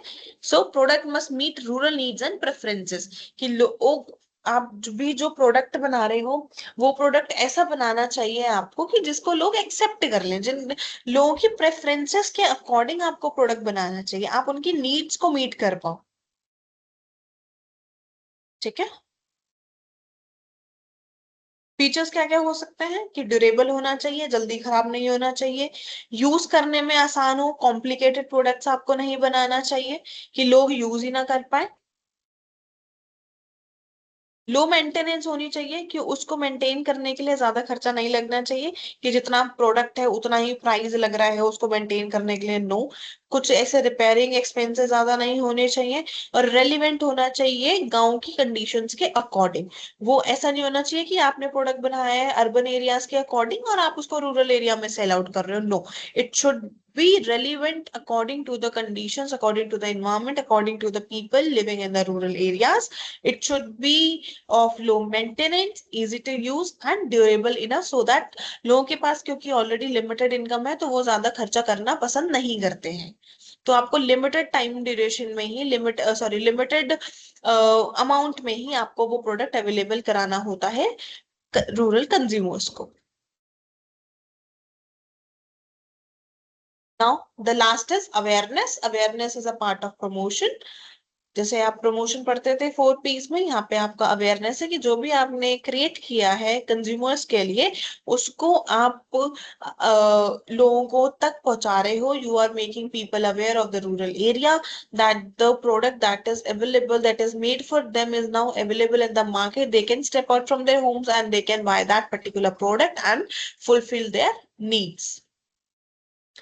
Methods can be traditional media, ठीक है, कि फेयर्स के थ्रू, हार्ट्स के थ्रू, मेलास के थ्रू, इनके थ्रू आप इंफॉर्मेशन दे सकते हो। Word of mouth is that is viral marketing, उसके थ्रू आप दे सकते हो। डेमोन्स्ट्रेशन, डेमो दिखाकर आप उनको बता सकते हो कि ये प्रोडक्ट ऐसा है, इन इन चीजों के लिए काम आ सकता है। देन लोकल इन्फ्लुएंसर्स, कि आप लोकल इन्फ्लुएंसर्स को हायर कर सकते हो और उनके थ्रू लोगों तक आप अपनी बात पहुंचा सकते हो, उनको बोल सकते हो कि लोगों तक अपनी बात रखे, अपने हैंडल्स पे वो पोस्ट करें, जो जो लोग उसको फॉलो करते हैं उनको चीजें पता लगेगी, और पता लगेगी तो वो अवेयर होंगे, अवेयर होंगे तो वो प्रोडक्ट खरीदेंगे ही खरीदेंगे। मॉडर्न टूल्स क्या क्या हो सकते हैं, जैसे मोबाइल मार्केटिंग, व्हाट्सएप के थ्रू चीजें होती हैं, और कंटेंट मार्केटिंग जैसे कि आपके यूट्यूब वगैरह पे चलते हैं। This is what the awareness. So we are done with unit number 3.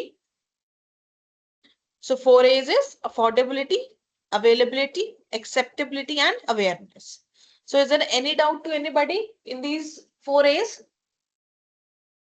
Ma'am आपके अकॉर्डिंग 4A में से कौन सा फैक्टर सबसे ज्यादा क्रिटिकल है, अगर हम इंडिया की बात करें तो, मतलब But कौन से it's not factor about the important है? critical thing. It's about that when we talk about the 4Ps, so उसमें भी हम देख रहे थे which is the most important one. तो that important one is the product.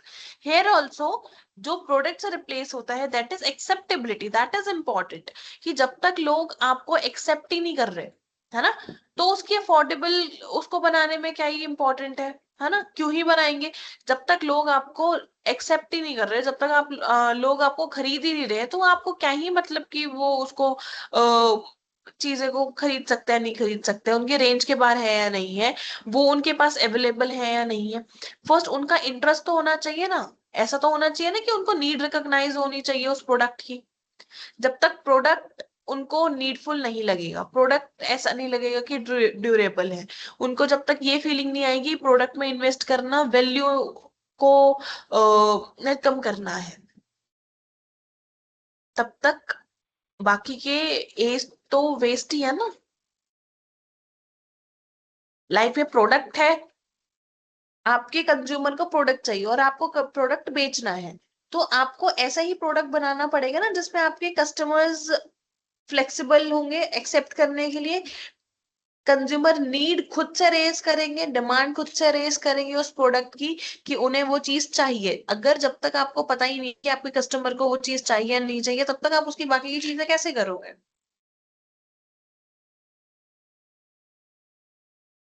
ठीक है। Okay ma'am. मैम एक क्वेश्चन और था कि या मैम हम प्लीज। देखते हैं कि गांव की तरफ हमें डिस्ट्रीब्यूशन करने में काफी दिक्कत आती है।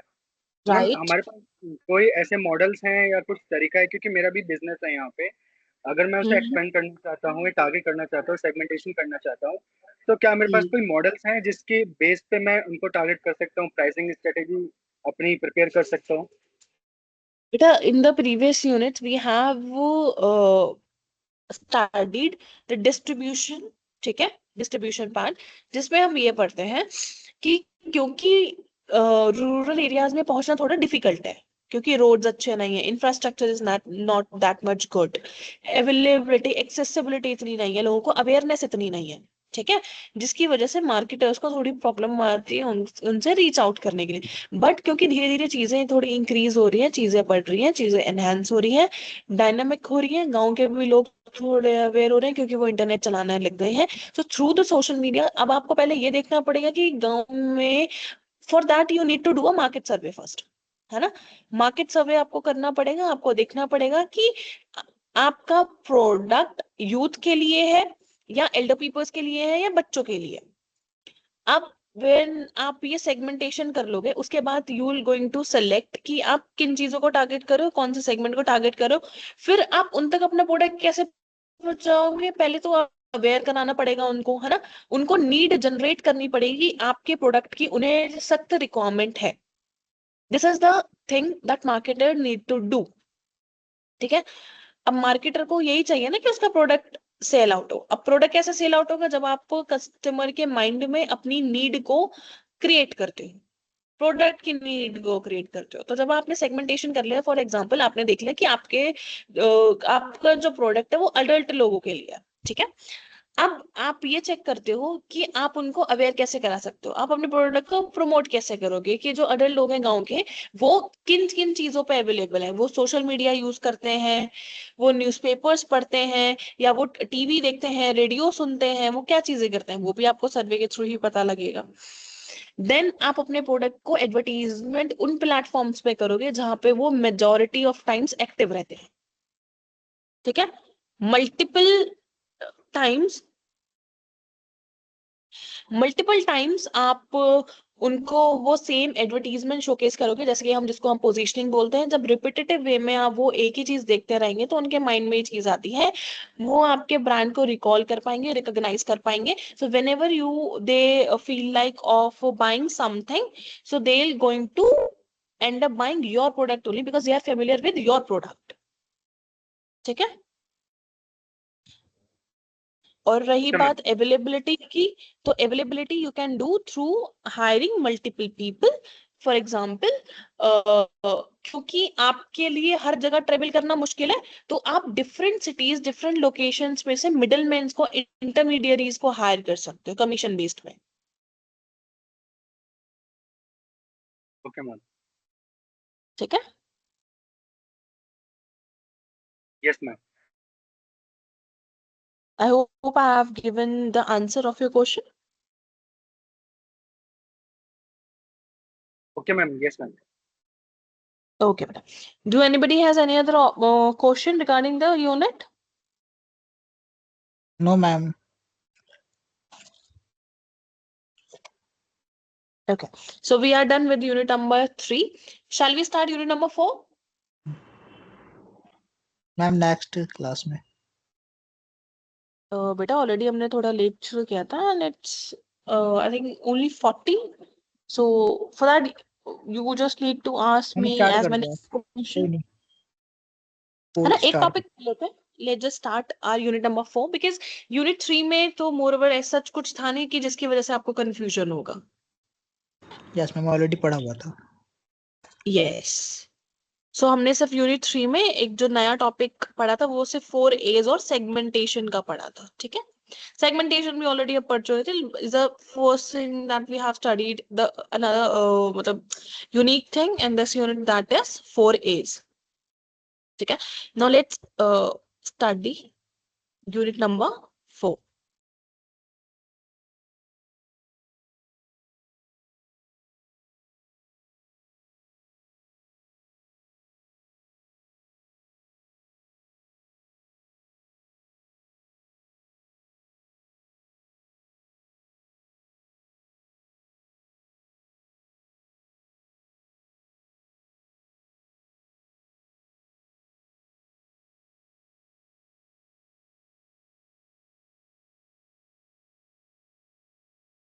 Is my screen visible to you all?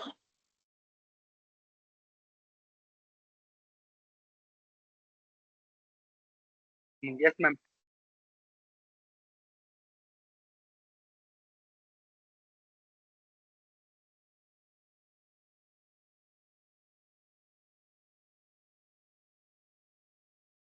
Okay.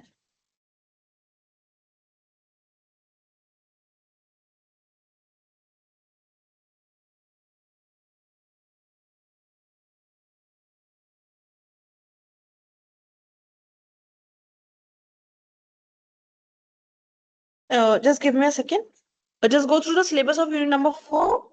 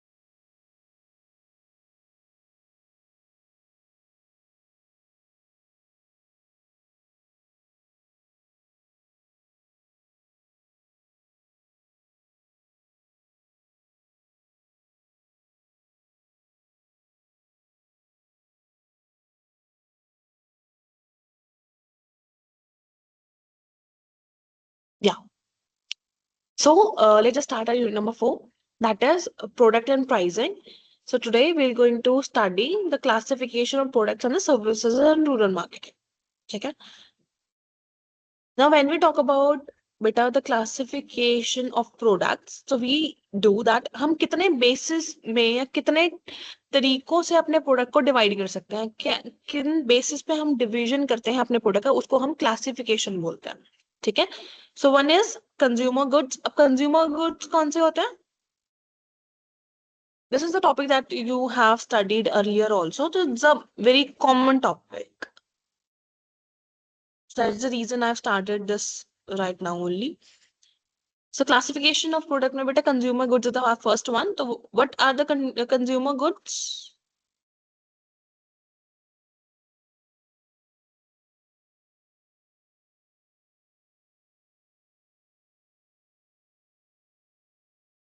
बेटा consumer goods कौन से होते हैं?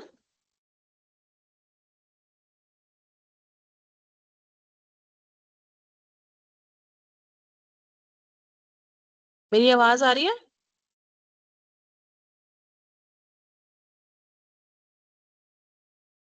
बेटा am I audible to you? Hello?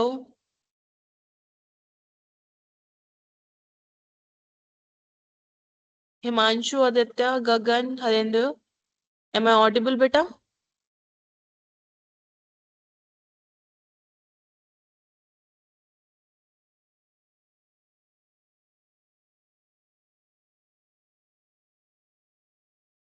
Hello? Ma'am ये कंज्यूमर गुड्स होते हैं मैम, पर्सनल प्रोडक्ट जो यूज करने के लिए होते हैं. बेटा इतने टाइम में क्यों रिप्लाई करते हो? मुझे समझ ही नहीं आता. मतलब मुझे मैम लगता है कि मेरी आवाज नहीं पहुंच रही है. थोड़ा सा ना वो नेट का थोड़ा इशू, पता नहीं कैसे हो रहा है, कट जा रहा है बार बार मतलब. ओके ओके, चलो, not an issue. So what are the consumer goods? Ma'am personal goods जो होते हैं, जो अपने पर्सनल यूज के लिए होते हैं, कोई भी गुड्स Yes. प्रोडक्ट जो यूज कर रहे हैं कंज्यूमर्स, उसे कहते हैं. हम्म.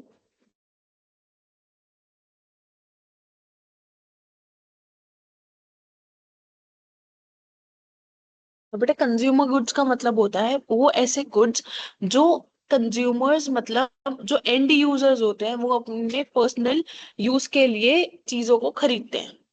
ठीक है. फॉर एग्जाम्पल, वो आगे सेल आउट करने के लिए नहीं खरीदते, वो खुद को यूज करने के लिए चीजें कहते हैं. फॉर एग्जाम्पल खाना, फॉर एग्जाम्पल कपड़े, है ना, for example soap, shampoos, biscuits. तो दीज आर द थिंग्स जिसको आप आगे तो सेल आउट नहीं करोगे, है ना, उनको आप खुद से ही चीजों को कंज्यूम करोगे, यूज करोगे. तो जब आप खुद यूज करते हो चीजों को, या जो भी लोग होते हैं जो वो खुद यूज करते हैं, आगे सेल आउट नहीं करते, उनको हम कंज्यूमर गुड्स कहते हैं. ठीक है. अब इसमें फर्स्ट होता है हमारा कन्वीनियंस गुड्स. अब कन्वीनियंस गुड्स इज लाइक जो हमारे कन्वीनियंस के अकॉर्डिंग होते हैं, कन्वीनियंटली हमें अवेलेबल हो जाते हैं, जिनको हम लो प्राइस पे जल्दी से जल्दी खरीद लेते हैं, फ्रीक्वेंटली परचेज करते हैं. ठीक है. इजिली अवेलेबल होते हैं, जस्ट लाइक सोप, शैम्पू, सैशेज, है ना, सॉल्ट, बिस्किट्स. की फीचर्स क्या है इनके? High distribution coverage required, strong retailer influence, brand switching is common. हो सकता है ना कि आप डिफरेंट शैम्पूज मतलब शैम्पू आप डिफरेंट ब्रांड्स का यूज करो. हो सकता है आपने आज एक ब्रांड का यूज कर लिया, आपको अच्छा नहीं लगा, आपने किसी और का ले लिया. सोप आपने आज लक्स ले लिया, कल डिटॉल ले लोगे, आगे डव ले लोगे, है ना. सॉल्ट हो सकता है टाटा नमक का भी ले रहे हो, बाकी का आगे कुछ और लोगे. बिस्किट्स मॉम्स मैजिक ले सकते हो, पार्ले जी ले सकते हो, ऐसे ही ले सकते हो. सो इसमें बहुत ज्यादा आपका कंपटीशन होता है और आप बहुत जल्दी जल्दी ब्रांड्स को स्विच करते हो. दूसरे होते हैं आपके शॉपिंग गुड्स. शॉपिंग गुड्स कौन से होते हैं बेटा? जब आप शॉपिंग करने जाते हो, आप मल्टीपल कंपैरिजन करते हो, परचेज करते हैं टाइम पे, प्राइस, क्वालिटी, फीचर्स के बारे में. जैसे for example clothing, footwear, utensils. Features क्या हैं इसके? कंपेयर करते हैं कंज्यूमर्स. ठीक है. मैम प्राइस हम्म. क्वालिटी और ma'am brand, right. Like ma'am clothes हो गए, शूज हो गए, टीवी स्टोर, फर्नीचर्स, ये सब. हम्म. राइट, ठीक है। Now speciality goods, speciality goods क्या होते हैं? हाई वैल्यू प्रोडक्ट्स होते हैं जो स्पेशल होते हैं, जिनमें हाई इन्वायरमेंट रिक्वायर्ड होती है, जिसपे जो एक्सपेंसिव होते हैं, प्रीमियम होते हैं, जिनमें कंज्यूमर्स का टाइम इन्वेस्ट होता है ना। लोग बहुत जल्दी फ्रीक्वेंटली उसको परचेज नहीं करते हैं। अब फॉर एग्जांपल कार है ना, फोन्स है,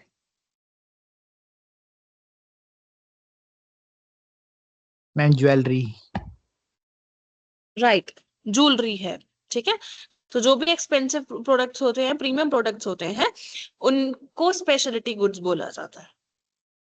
now durable versus non durable goods, durable goods वो होते हैं जो लॉन्ग लास्ट करते हैं, जैसे कि आपके फर्नीचर, एग्रीकल्चर इक्विपमेंट्स, रेफ्रिजरेटर्स। बेटा एक सेकंड देना बस मुझे, I am just getting a call, just give me a second. Okay ma'am.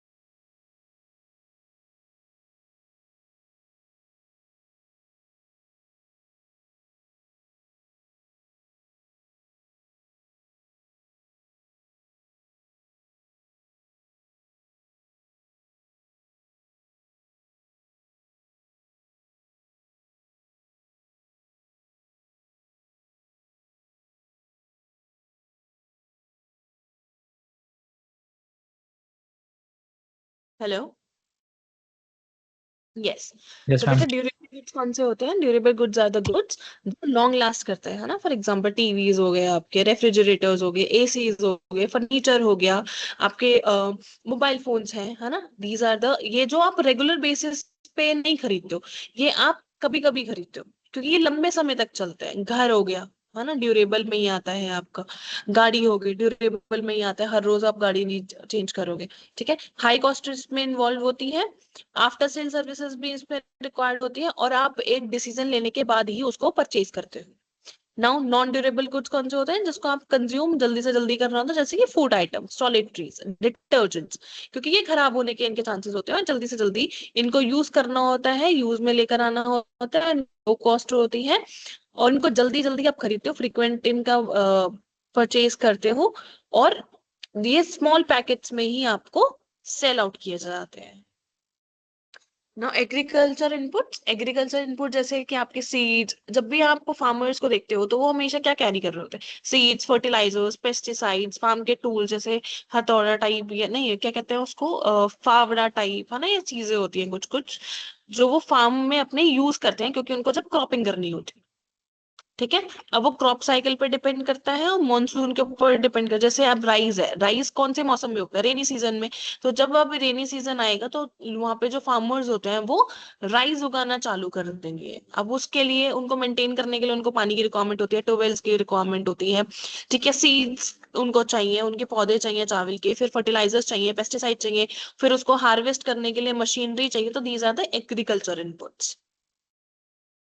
Now industrial goods used for business और इनकम जनरेटेड एक्टिविटीज, जैसे कि irrigation pumps, dairy equipment, small machineries, कि जब भी आप काम करते हो उसके रिगार्डिंग आपको किन किन चीजों की रिक्वायरमेंट होती है उस काम को करने के लिए, उनको ही आप बोलते हो इंडस्ट्रियल गुड्स। तो क्लियर है आपको classification of products? Yes ma'am. ये मैम इसमें बिग मशीनरी नहीं आएगा, स्मॉल मशीनरी आएगा बस इंडस्ट्रियल गुड्स में। हाँ बेटा, इंडस्ट्रियल गुड्स है, हाँ, जिससे आप इनकम जनरेट कर पा रहे हो वो चीजें। हो सकता है ना कि अब जब आप वो ड्यूरेबिलिटी में आ सकते हैं, ड्यूरेबल गुड्स में, है ना, एग्रीकल्चर इनपुट में भी आ सकते हैं, जिसमें फार्म टूल्स आ रहे अच्छा हैं, ठीक है। जब उसमें आ आपने जाएगा ड्यूरेबल उसमें। गुड्स पढ़ा, तो ड्यूरेबल गुड्स में भी, क्योंकि आप लॉन्ग लास्टिंग चीजें ले रहे हो, तो लार्ज मशीनरीज तो उसमें आती है ना ड्यूरेबल वाले में। ड्यूरेबल गुड्स में आ जाएगी, हाँ सॉरी मैम उसमें आ जाएगी। ठीक है। Yes ma'am.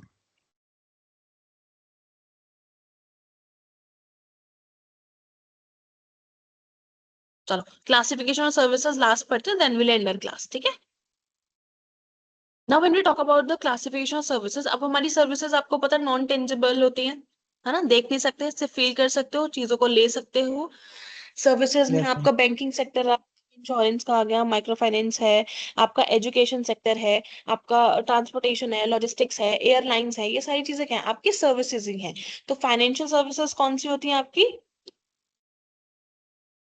मैम बता नॉन दो फाइनेंशियल टेंजिबल होती है। सर्विसेज। नॉन हाँ टेंजिबल नॉन होती है। टेंजिबल तो बेटा सारी सर्विसेज होती है। नहीं मैम, वो टेंजिबल भी तो होती है हम्म? मैम, टेंजिबल भी तो बेटा होता है। सर्विसेज सर्विसेज आपकी हमेशा नॉन टेंजिबल होती है, सर्विसेज प्रोडक्ट्स हाँ आपके सर्विस। टेंजिबल होते हैं। सर्विस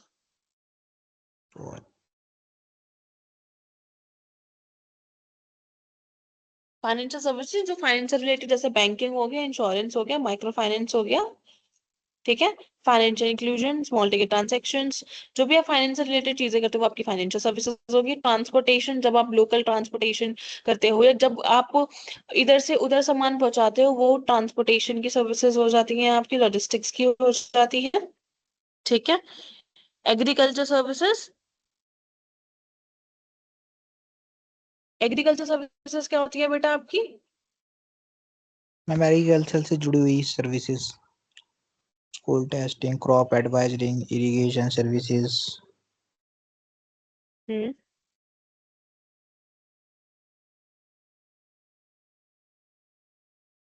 ट्रांसपोर्टेशन सर्विस भी सी में आएगा, नहीं वो तो लॉजिस्टिक्स में आ जाएगा। वो तो लॉजिस्टिक्स में आएगा, ठीक है। एग्रीकल्चर सर्विसेज आर लाइक, जैसे आपकी एग्रीकल्चर रिलेटेड, जैसे इरिगेशन की हो गई, क्रॉप एडवाइजरी हो गई है ना, सॉइल टेस्टिंग है, कि जो भी आपके फार्मिंग से रिलेटेड सर्विसेज आपको जो आपको बताते हैं कि ये सॉइल गुड है इस क्रॉप को उगाने के लिए, तो वो भी आपको एग्रीकल्चर की सर्विसेज ही प्रोवाइड कर रहे हैं, है ना। वो आपको बताते हैं ये सीजन अच्छा है ये क्रॉप उगाने के लिए, वो आपकी एग्रीकल्चर सर्विसेज होती हैं। कई बार गवर्नमेंट भी आपको सपोर्ट करती है, एनजीओज भी आपको सपोर्ट करते हैं, वो भी आपकी एग्रीकल्चर सर्विसेज में आता है। Then when you talk about the health care services जैसे मेडिकल फैसिलिटीज जो आपको प्रोवाइड करते हैं, है ना, जैसे आपके हॉस्पिटल्स हो गए, है ना, क्लिनिक्स हो गए, प्राइमरी हेल्थ सेंटर्स यहाँ पे लिखा हुआ है, मोबाइल हेल्थ क्लिनिक्स हो गए, जैसे आप अगर आप ऐसी जगहों पे रह रहे हो जहाँ पे आप रेगुलर बेसिस पे या more often you can't visit that place that hospital, so आप मोबाइल पे ही डॉक्टर्स के साथ कंसल्ट कर सकते हो, ठीक है। वो आपको मोबाइल हेल्थ हो सकते हैं। नाउ एजुकेशन सर्विसेज, जैसे अभी हम लोग पढ़ रहे हैं, है ना, एजुकेशन जैसे स्कूल्स हो गए, कोचिंग सेंटर्स हो गए, ऑनलाइन क्लासेस हो गई, आपकी स्किल डेवलपमेंट प्रोग्राम्स हो गए, ये आपका सारा एजुकेशन में आता है।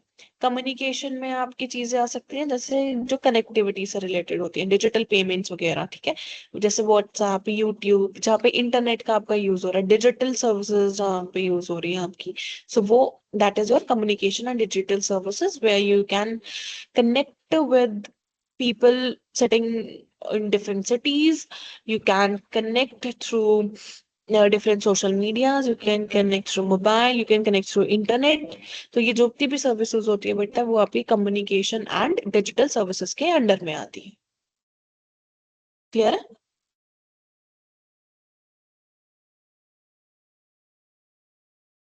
Is it clear to everybody कि हमारी क्लासिफिकेशन प्रोडक्ट्स और सर्विसेज की क्या क्या होती है।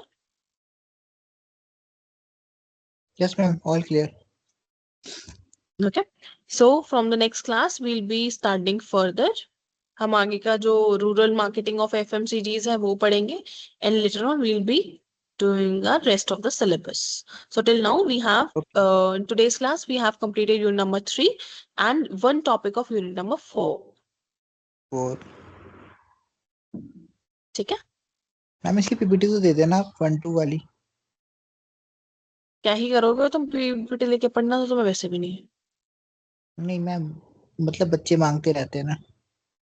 हाँ तो बच्चे मांगे, जब सारा हो जाएगा तब दे दूंगी, ठीक है, एक साथ ही दे दूंगी, क्योंकि कहीं लास्ट टाइम में चाहते तुमने हैं। बहुत परेशान किया था पीपीटीज को लेके, डिफरेंट डिफरेंट बच्चे मांग रहे थे, और मैंने कम से कम 6 से 7 लोगों को पीपीटीज भेजी अलग अलग। तो मेरे से एक ही बार मांग लेना और एक ही बच्चा मांग लेना और सबको डिस्ट्रीब्यूट कर देना। तो मैम मैं ही तो हूँ। हाँ, तुम्हारे अलावा और भी लोग थे, बहुत लोगों ने बोला कि तुमने उनको पीपीटीज ही नहीं दी, मैम झूठ तो दे बोल रहे देना। हैं मैम। ठीक है, ठीक है मैम, लास्ट में दे देना। चलो, thank you ma'am okay. For great session. Thank you everybody, have a great night ahead. Thank you ma'am, bye, take care. Bye बच्चों, बाय।